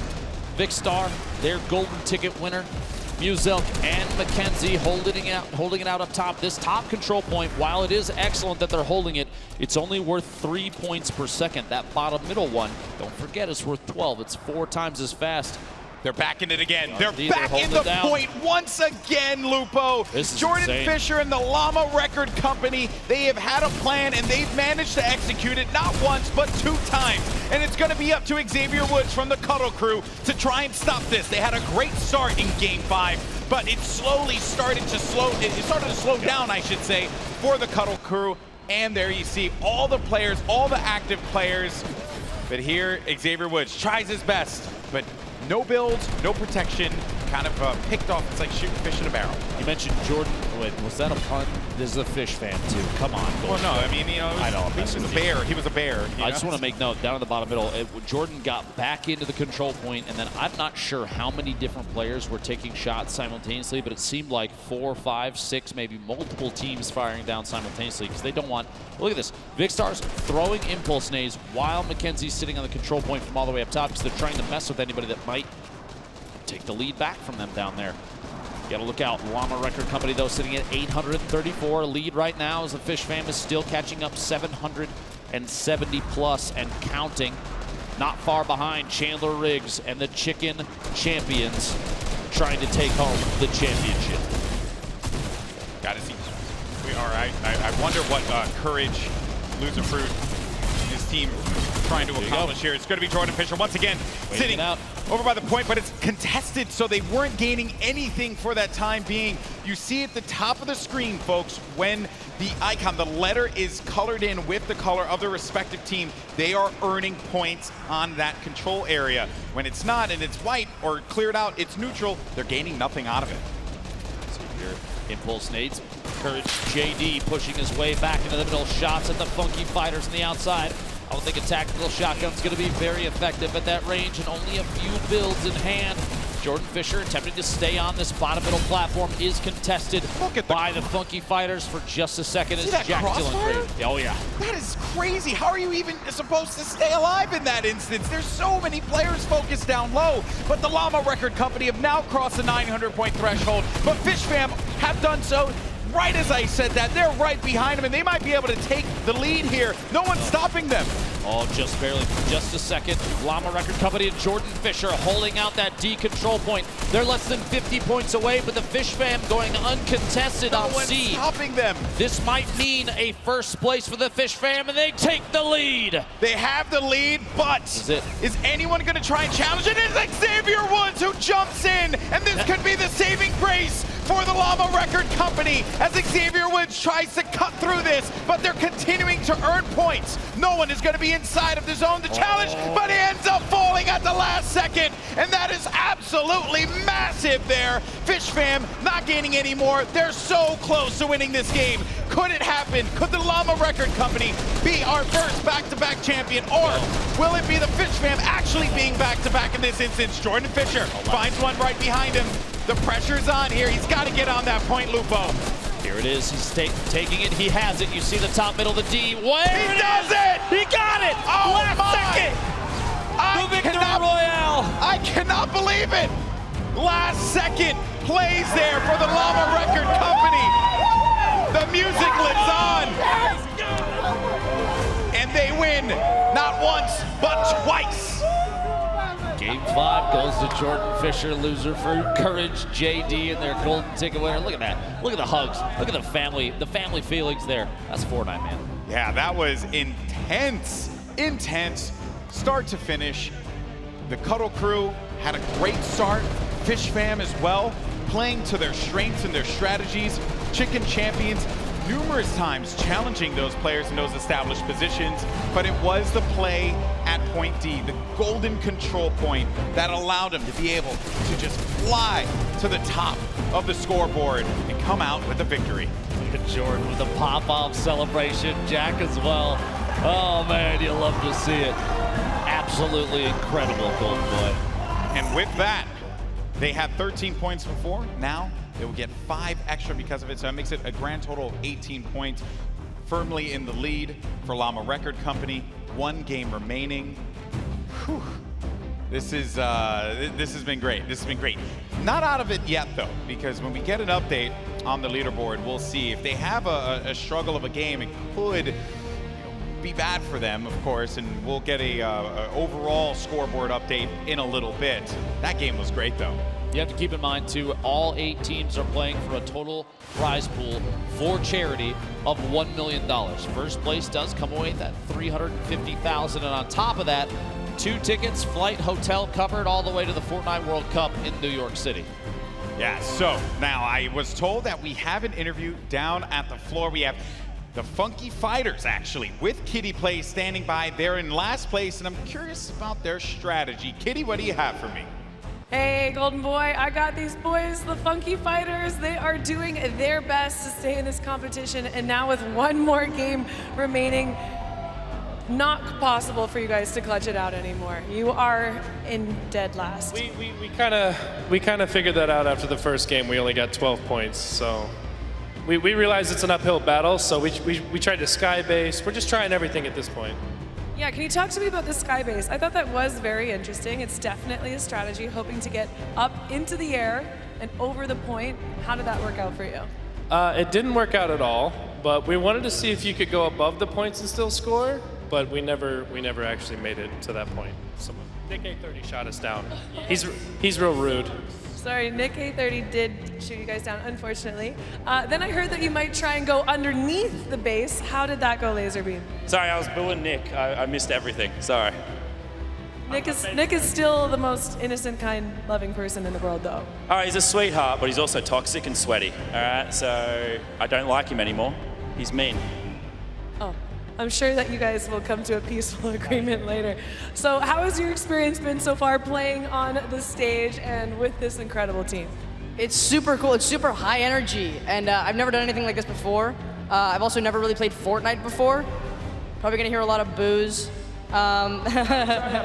Okay, can we get a big cheer in the audience? You know, you're trying out Fortnite. So even though you're not going to go to the finals at the end of July, describe this experience as the golden ticket winner. Well, even though we're still like last place, like it's still like once in a lifetime opportunity to just play on the big stage on Epic. But it was just like really fun still. I'm so glad that you guys are enjoying it. So one last game. You can't win. How are you going to play?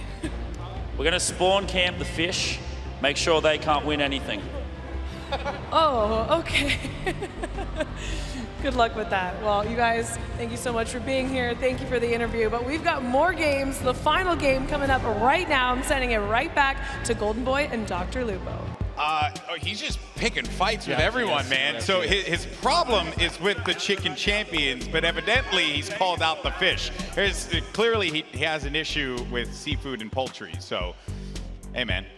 Maybe, I know it's like kind of hard to get it in Australia. It's very far away. Maybe that's what it is. I don't know. Like I said, I would like to spend one day in the mind of Laserbeam given the chance, but I'd also like to spend an opportunity to look at everybody else and how they're playing so far. GB, how might we be able to potentially do that before too long? Wow, that is a very loaded question, but the good news is we have analysis standing by. It's going to be Balla to break it down. Lupo, you almost threw me for a loop. Bo, take it away, Balla. Oh my gosh, we're fighting.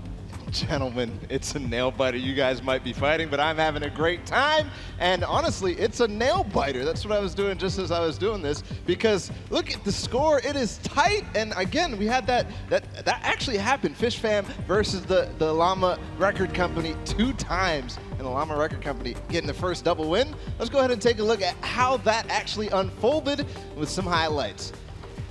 Here we go. Llama Record, Courage Jade. What is that? Onto the chicken, the tender defender all the way across the way. That was a dirty shot, but they're just using the strategy over and over and over again. Just get him inside the point, protect him, and then just put a wall, box him up, and nothing can be done. They did this last time, just barely getting in to that deep point where they're racking up all the points. And look, Courage is just on the outside looking in while Jordan Fisher, hey, he's by himself just free running around. And look at those moves. He's been playing the death runs left and right. Jordan Fisher is a monster with the movement there with that Infinity Blade. That's how they're going to go ahead and earn themselves that win. And guys, it's the last game. So Golden Boy, Dr. Lupo, close us out.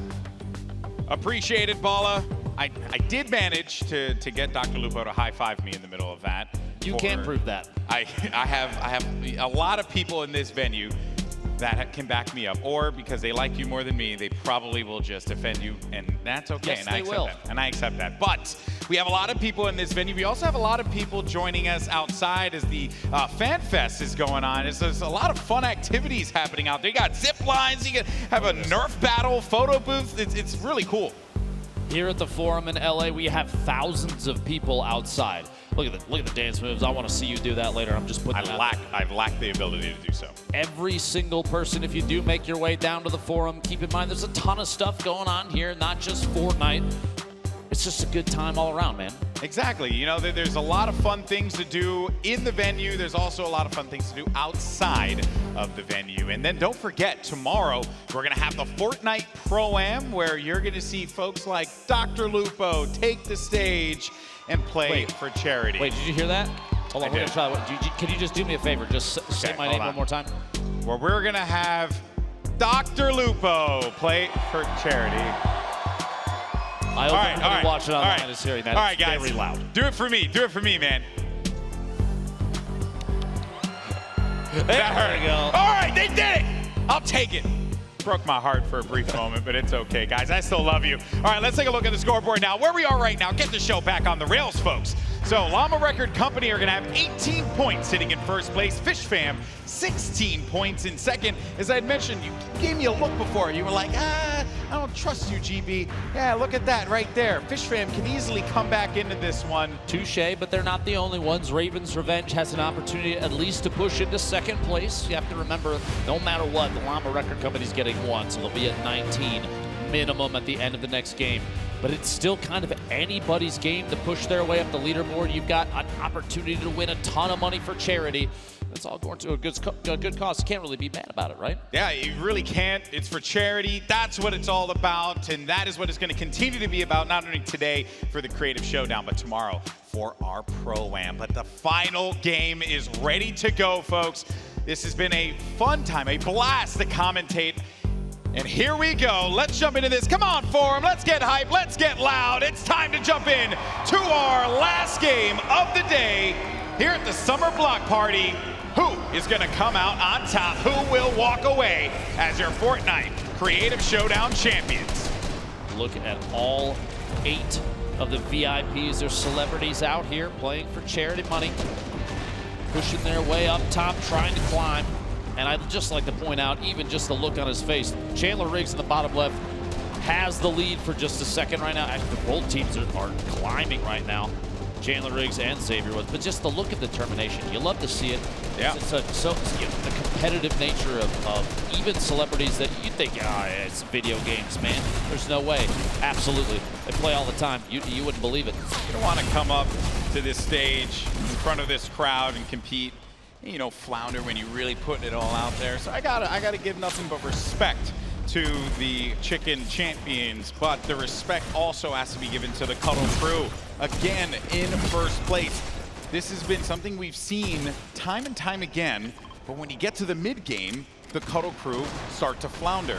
They need to get their bearings together at the end, and while they may not be able to win this competition, they can at least find themselves in second place if they keep playing. And Fish Fam, they were down low for a little while. I think what's fun about this mode is how these players have figured it out, and also the way that they're able to just climb right back into this game. Still kind of anybody's game right now. Strategies have changed and developed over time. You've got players pushing in more cohesively every single time we take a look. And here we go, Jordan Fisher and the rest of the Llama record company. Look at that logo. Look at that face. Look at them, at least still in fourth place. He's focused. Yeah, and I have to respect that. Loser Fruit catches one in the sky there. That's going to be the first elimination. And Loser Fruit, first Australian Twitch streamer to hit 1 million followers, by the way. All these content creators, Fortnite personalities, certainly check them out. Putting out some great content pretty much daily. She posted after she hit 1 million followers that I think she had streamed for something like 3,901 hours or something like that over the last few years, which is insane. That's a lot of time. Indeed it is. A lot of time, but time well spent putting into crafting her abilities in Fortnite and, of course, getting to the stage here, playing at the Creative Showdown. Look at this. One-shot girl sending those impulses forward. It's not knocking anyone away, though, but the structures are falling apart, and that's because there's a lot of activity happening around Point C. The Fish Fam looking to defend, but there's going to be pressure coming from all angles here. This sky base, this platform is elevated, and everyone can see all of the control points for some easy confrontations. And there goes Courage, jumps in with Jordan Fisher, and I love that strategy there. Courage went in first, and then Jordan Fisher popped up from behind. So Courage led the way on that charge, and then waited for their VIP to be in position, and then just wiped them away. Cohesive team push can mean the difference between taking a control point, losing it quickly. Xavier here crouching down underneath the ramps. They've bunkered down yet again. Yeah, Cuddle crew pushing their way to the top. It's working out. You can't really be mad about it. It's paid off multiple games in a row now, and here, Game 6, the final game of the Creative Showdown. They are full send into this strategy. And I wonder as well if players are thinking about where their spawn is and how quickly they can get to whatever the elevated platform is where the control point lies. When you lose your team member, especially the VIP, they can fly right back into it. Positioning is going to be very important. I don't want to see players, though, really rely on just that, because then you're going to have instances where Cuddle crew, for example, are just going to sit in a pyramid, have Xavier Woods hang out, and go uncontested for a long time. You have to try and push and punish those players and not allow them to get any of those points when we get to this later end of the game. Last second there, looks like the Llama Record Company did take ownership of this control point, but Jordan Fisher got cut down in the middle of all that. So those three players, the rest of the team is going to have to wait for his return. Like you said, they're spawning close enough to the control point. They'll be able to get back in very quickly and pick up a bunch of points. But my worry in that instance, Lupo, is that because the point's not being captured, any other team can look at that and say, wait a minute, no one's there. So let me go and push into this. And then could potentially wipe out I believe that was the Llama Record Company, and then Jordan Fisher has no one to go to in that instance. So a lot of little bits and strategy that you have to maybe not play in 6 games to find out. Right, this game mode is deceptively deep in my opinion. if you're really putting the work in there, there's a lot of creative things you can do. And I did what you did last time, but you know, I stand by my statement. Creative moves in a creative game mode. 5 minutes have passed thus far. Quick note, Kayun and Aiden already have 25 eliminations. They are doing everything they can to establish a base for Xavier to just accrue any points that they can. And it looks like it's working out still. 564 and climbing. The first place team, the Cuddle Crew, just behind them in second. Chicken Champions and Chandler Riggs. The Fish Fan, Mackenzie Borg in third. And Jordan Fisher, Courage JD, Loser Fruit, and their golden ticket winner in fourth. Yeah, this is the spawn that will favor the Llama Record Company. This point is right behind them. Right, as you can see it, that's their spawn, point C. So they're able to push in, and Fish Fam should not set up shop there. It is not working out for them. Every time they push in, they end up losing it instantly. Jordan Fisher not going to be there as well. Actually, that's a correction on that one. I believe that will actually be point A. But even then, though, right, you just cannot, you cannot push in on a fort the way that we're seeing the Cuddle Crew. Look at what they have over there. How is anyone supposed to challenge that? It's going to be a tough situation. They're going to make the best of it that they can. 1.5 minutes remaining until that D control point does open up. 12 points per second earned down there in the bottom middle.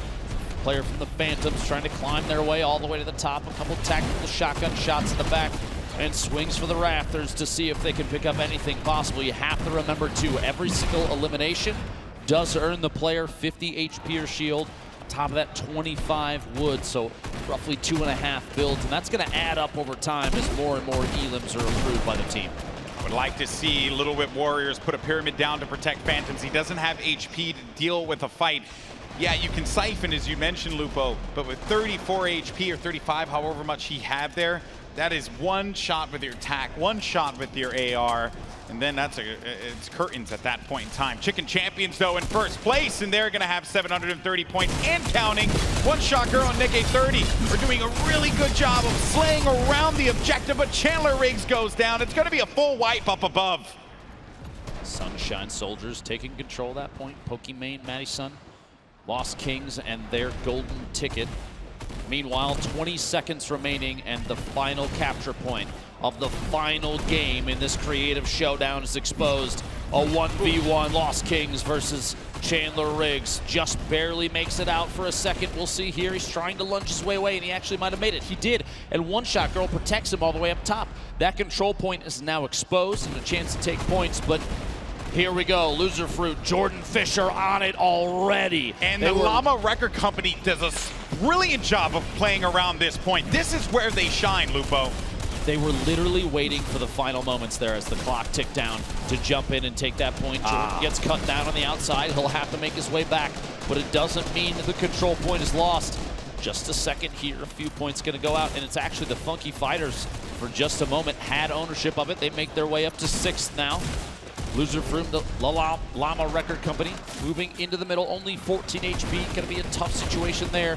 Loser Fruit sitting on 17 eliminations. The Chicken Champions have maintained this position on top of this sky base. A few builds, though, are starting to go out, and that's only gonna work in the favor of the Chicken Champions. You have Nick A30 with 15 eliminations, One Shot Girl with 7, and their golden ticket winner will also have 7 eliminations there. So 17-7, Ham Bam doing a great job supporting his teammates. Chandler Riggs, he got a little shot calling there, as you see, but they're gonna hit 900 points in just a second. Just a moment, the Llama Record Company had ownership of that bottom middle control point uncontested. They made their way up to 4th, just ahead of the Lil Whip Warriors. Out here, 70 points remaining. This could be the end. 5 minutes and 36 seconds as the Chicken Champions are still not being challenged directly on the point. This control point is totally owned by the Chicken Champions. A number of surfaces protecting Chandler Riggs, full HP, full shield. Down to the last minute, and finally, Xavier Woods pushes up top and causes a ruckus. But it's Chandler Riggs, he's still in it. He's still in it, he's standing strong, and he wins out on the battle. 990, and he's continuing to gain. He's got to get to that wall, and that's gonna do it. The Chicken Champions are your winners of Game 6. And look how happy they are there.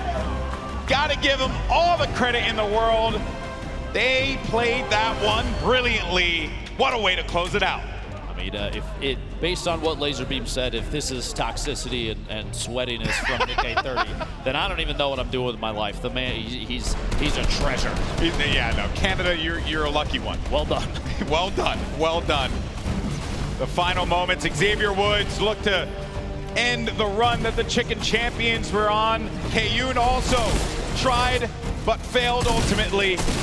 And then Chandler Riggs getting the final elimination on Kayun.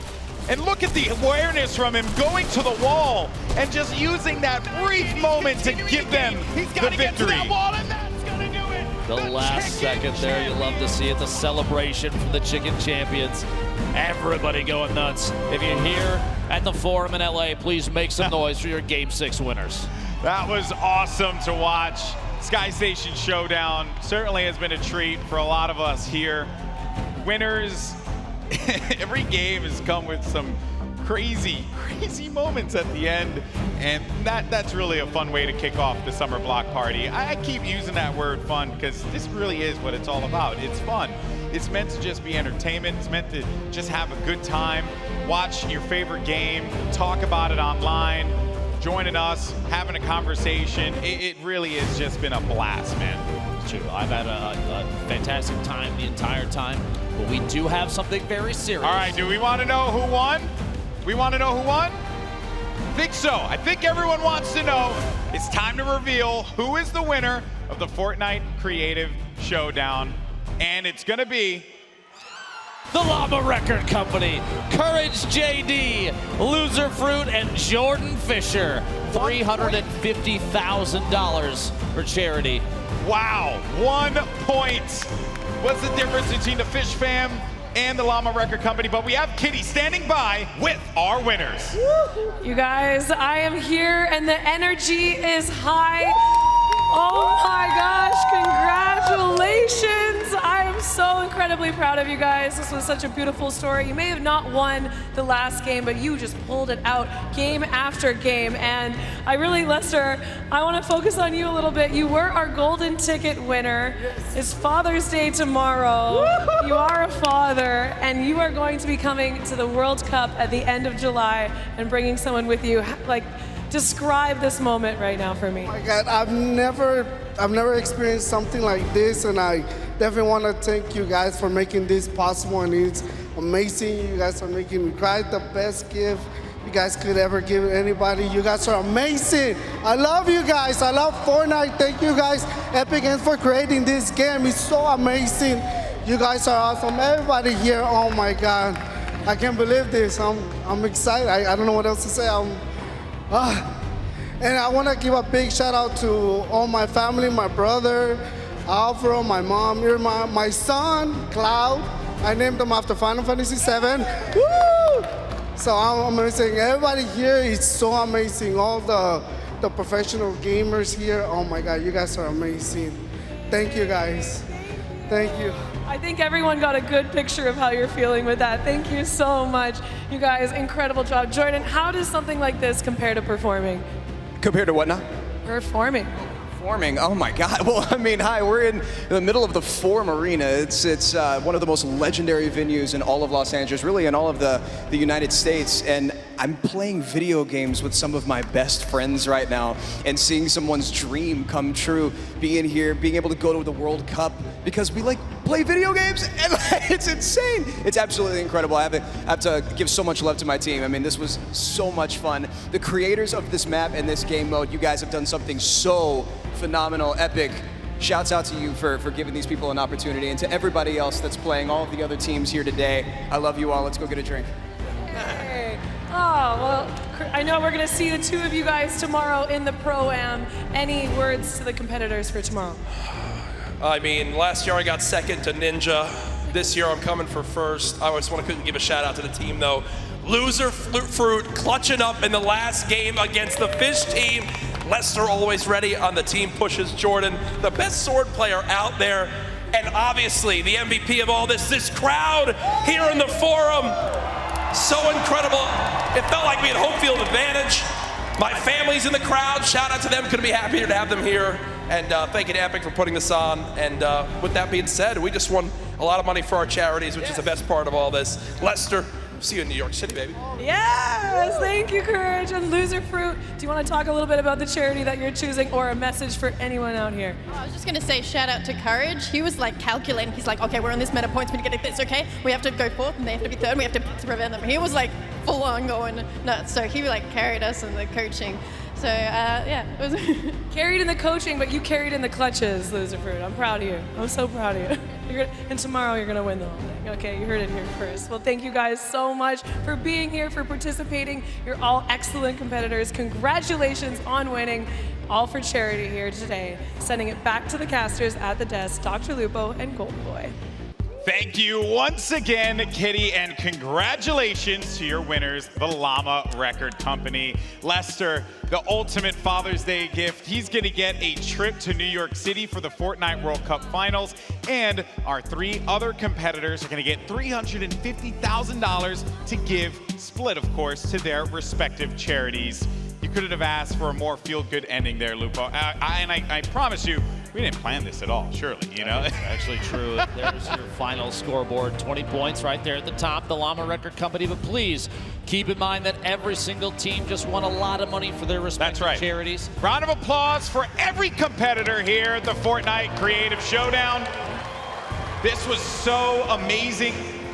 And what a run at the end there, man. Fish Fam came so close to winning this whole thing. A very interesting, kind of a crazy creative game mode developed by Team Evolve, putting on a show here. Something that I think I speak for everybody when I say no one anticipated a game mode like this being developed for Fortnite. It really changed what people expect from an entertaining event like this. Yeah, it's very true. It's very true. And while this is going to be the end here, Lupo, we're going to see you tomorrow at the Fortnite Pro-Am, right? I will make a quick note. Jordan, if you could please make sure you find the best spot to stand up there on the stage, because you and I are going to be doing it again tomorrow. Wow, he's calling it. He's calling it shot, ladies and gentlemen. That is going to do it for us here. It's been a blast, Lupo. As always, my man. It's time to close it out and crown our champions. Take it away, Zeke. Let's hear it one more time for the Llama Record Company. They put it all together. They won charity money. They've got the materials to build their way over, so come on down, Llama Record Company. That was close. Hello. Here, okay, let's just line up like this. Jordan next to me. Loser Fruit, we get Courage there. And then you on the other side of Courage. And of course, we need DJ Yonder, the representative. Now, Jordan, you know, you've had an incredible few hours here at Fortnite. Anything that you want to say to the fans back home? Oh my God. My personal Fish Fam, guys, everybody watching the stream right now, I love you all. My mods for holding it down. My family's here, my beautiful fiance's here, my mom's here, some of my best friends are here. I literally just played Fortnite with some of my best friends in life right now. And we won the first ever Creative Showdown. I couldn't be more proud of Lester, Courage, JD, and Loser Fruit, and all of you guys for gassing us up. All of the energy today was absolutely incredible. I love you all so much. Thank you for this. All right, Llama Record Company, step up.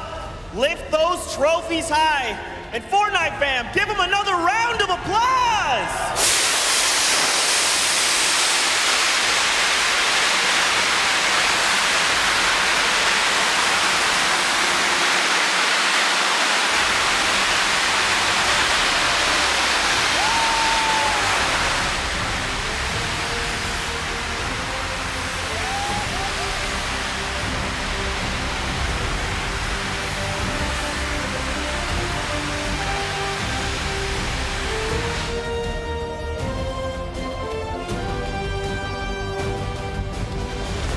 Casting crew and all the other cosplayers that also want to celebrate.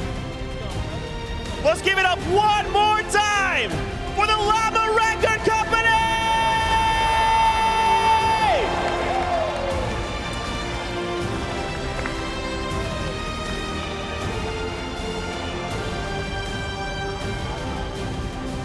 Now, Fortnite fam, don't think we're done. Just don't forget, Tomorrow, the Celebrity Pro-Am returns. Tomorrow, tune in at 4:30 Pacific. We've got some pretty big names. Maybe you've heard of them. Dr. Lupo, Tim the Tapman, Brendan Urie from Panic at the Disco, Loxy, Tifu's gonna be here tomorrow? Oh, that's who you're excited to see. I don't blame you at all. But that's it from us here. Don't forget to join us tomorrow for the Pro-Am. And of course, one big name we forgot is Ninja. Thank you guys for hanging out with us. We'll see you guys on the Battle Bus.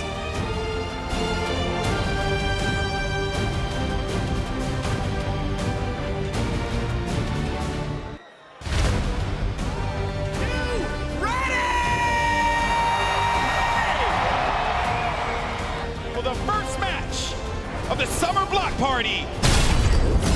They're gonna win the game. This is it. Let's go.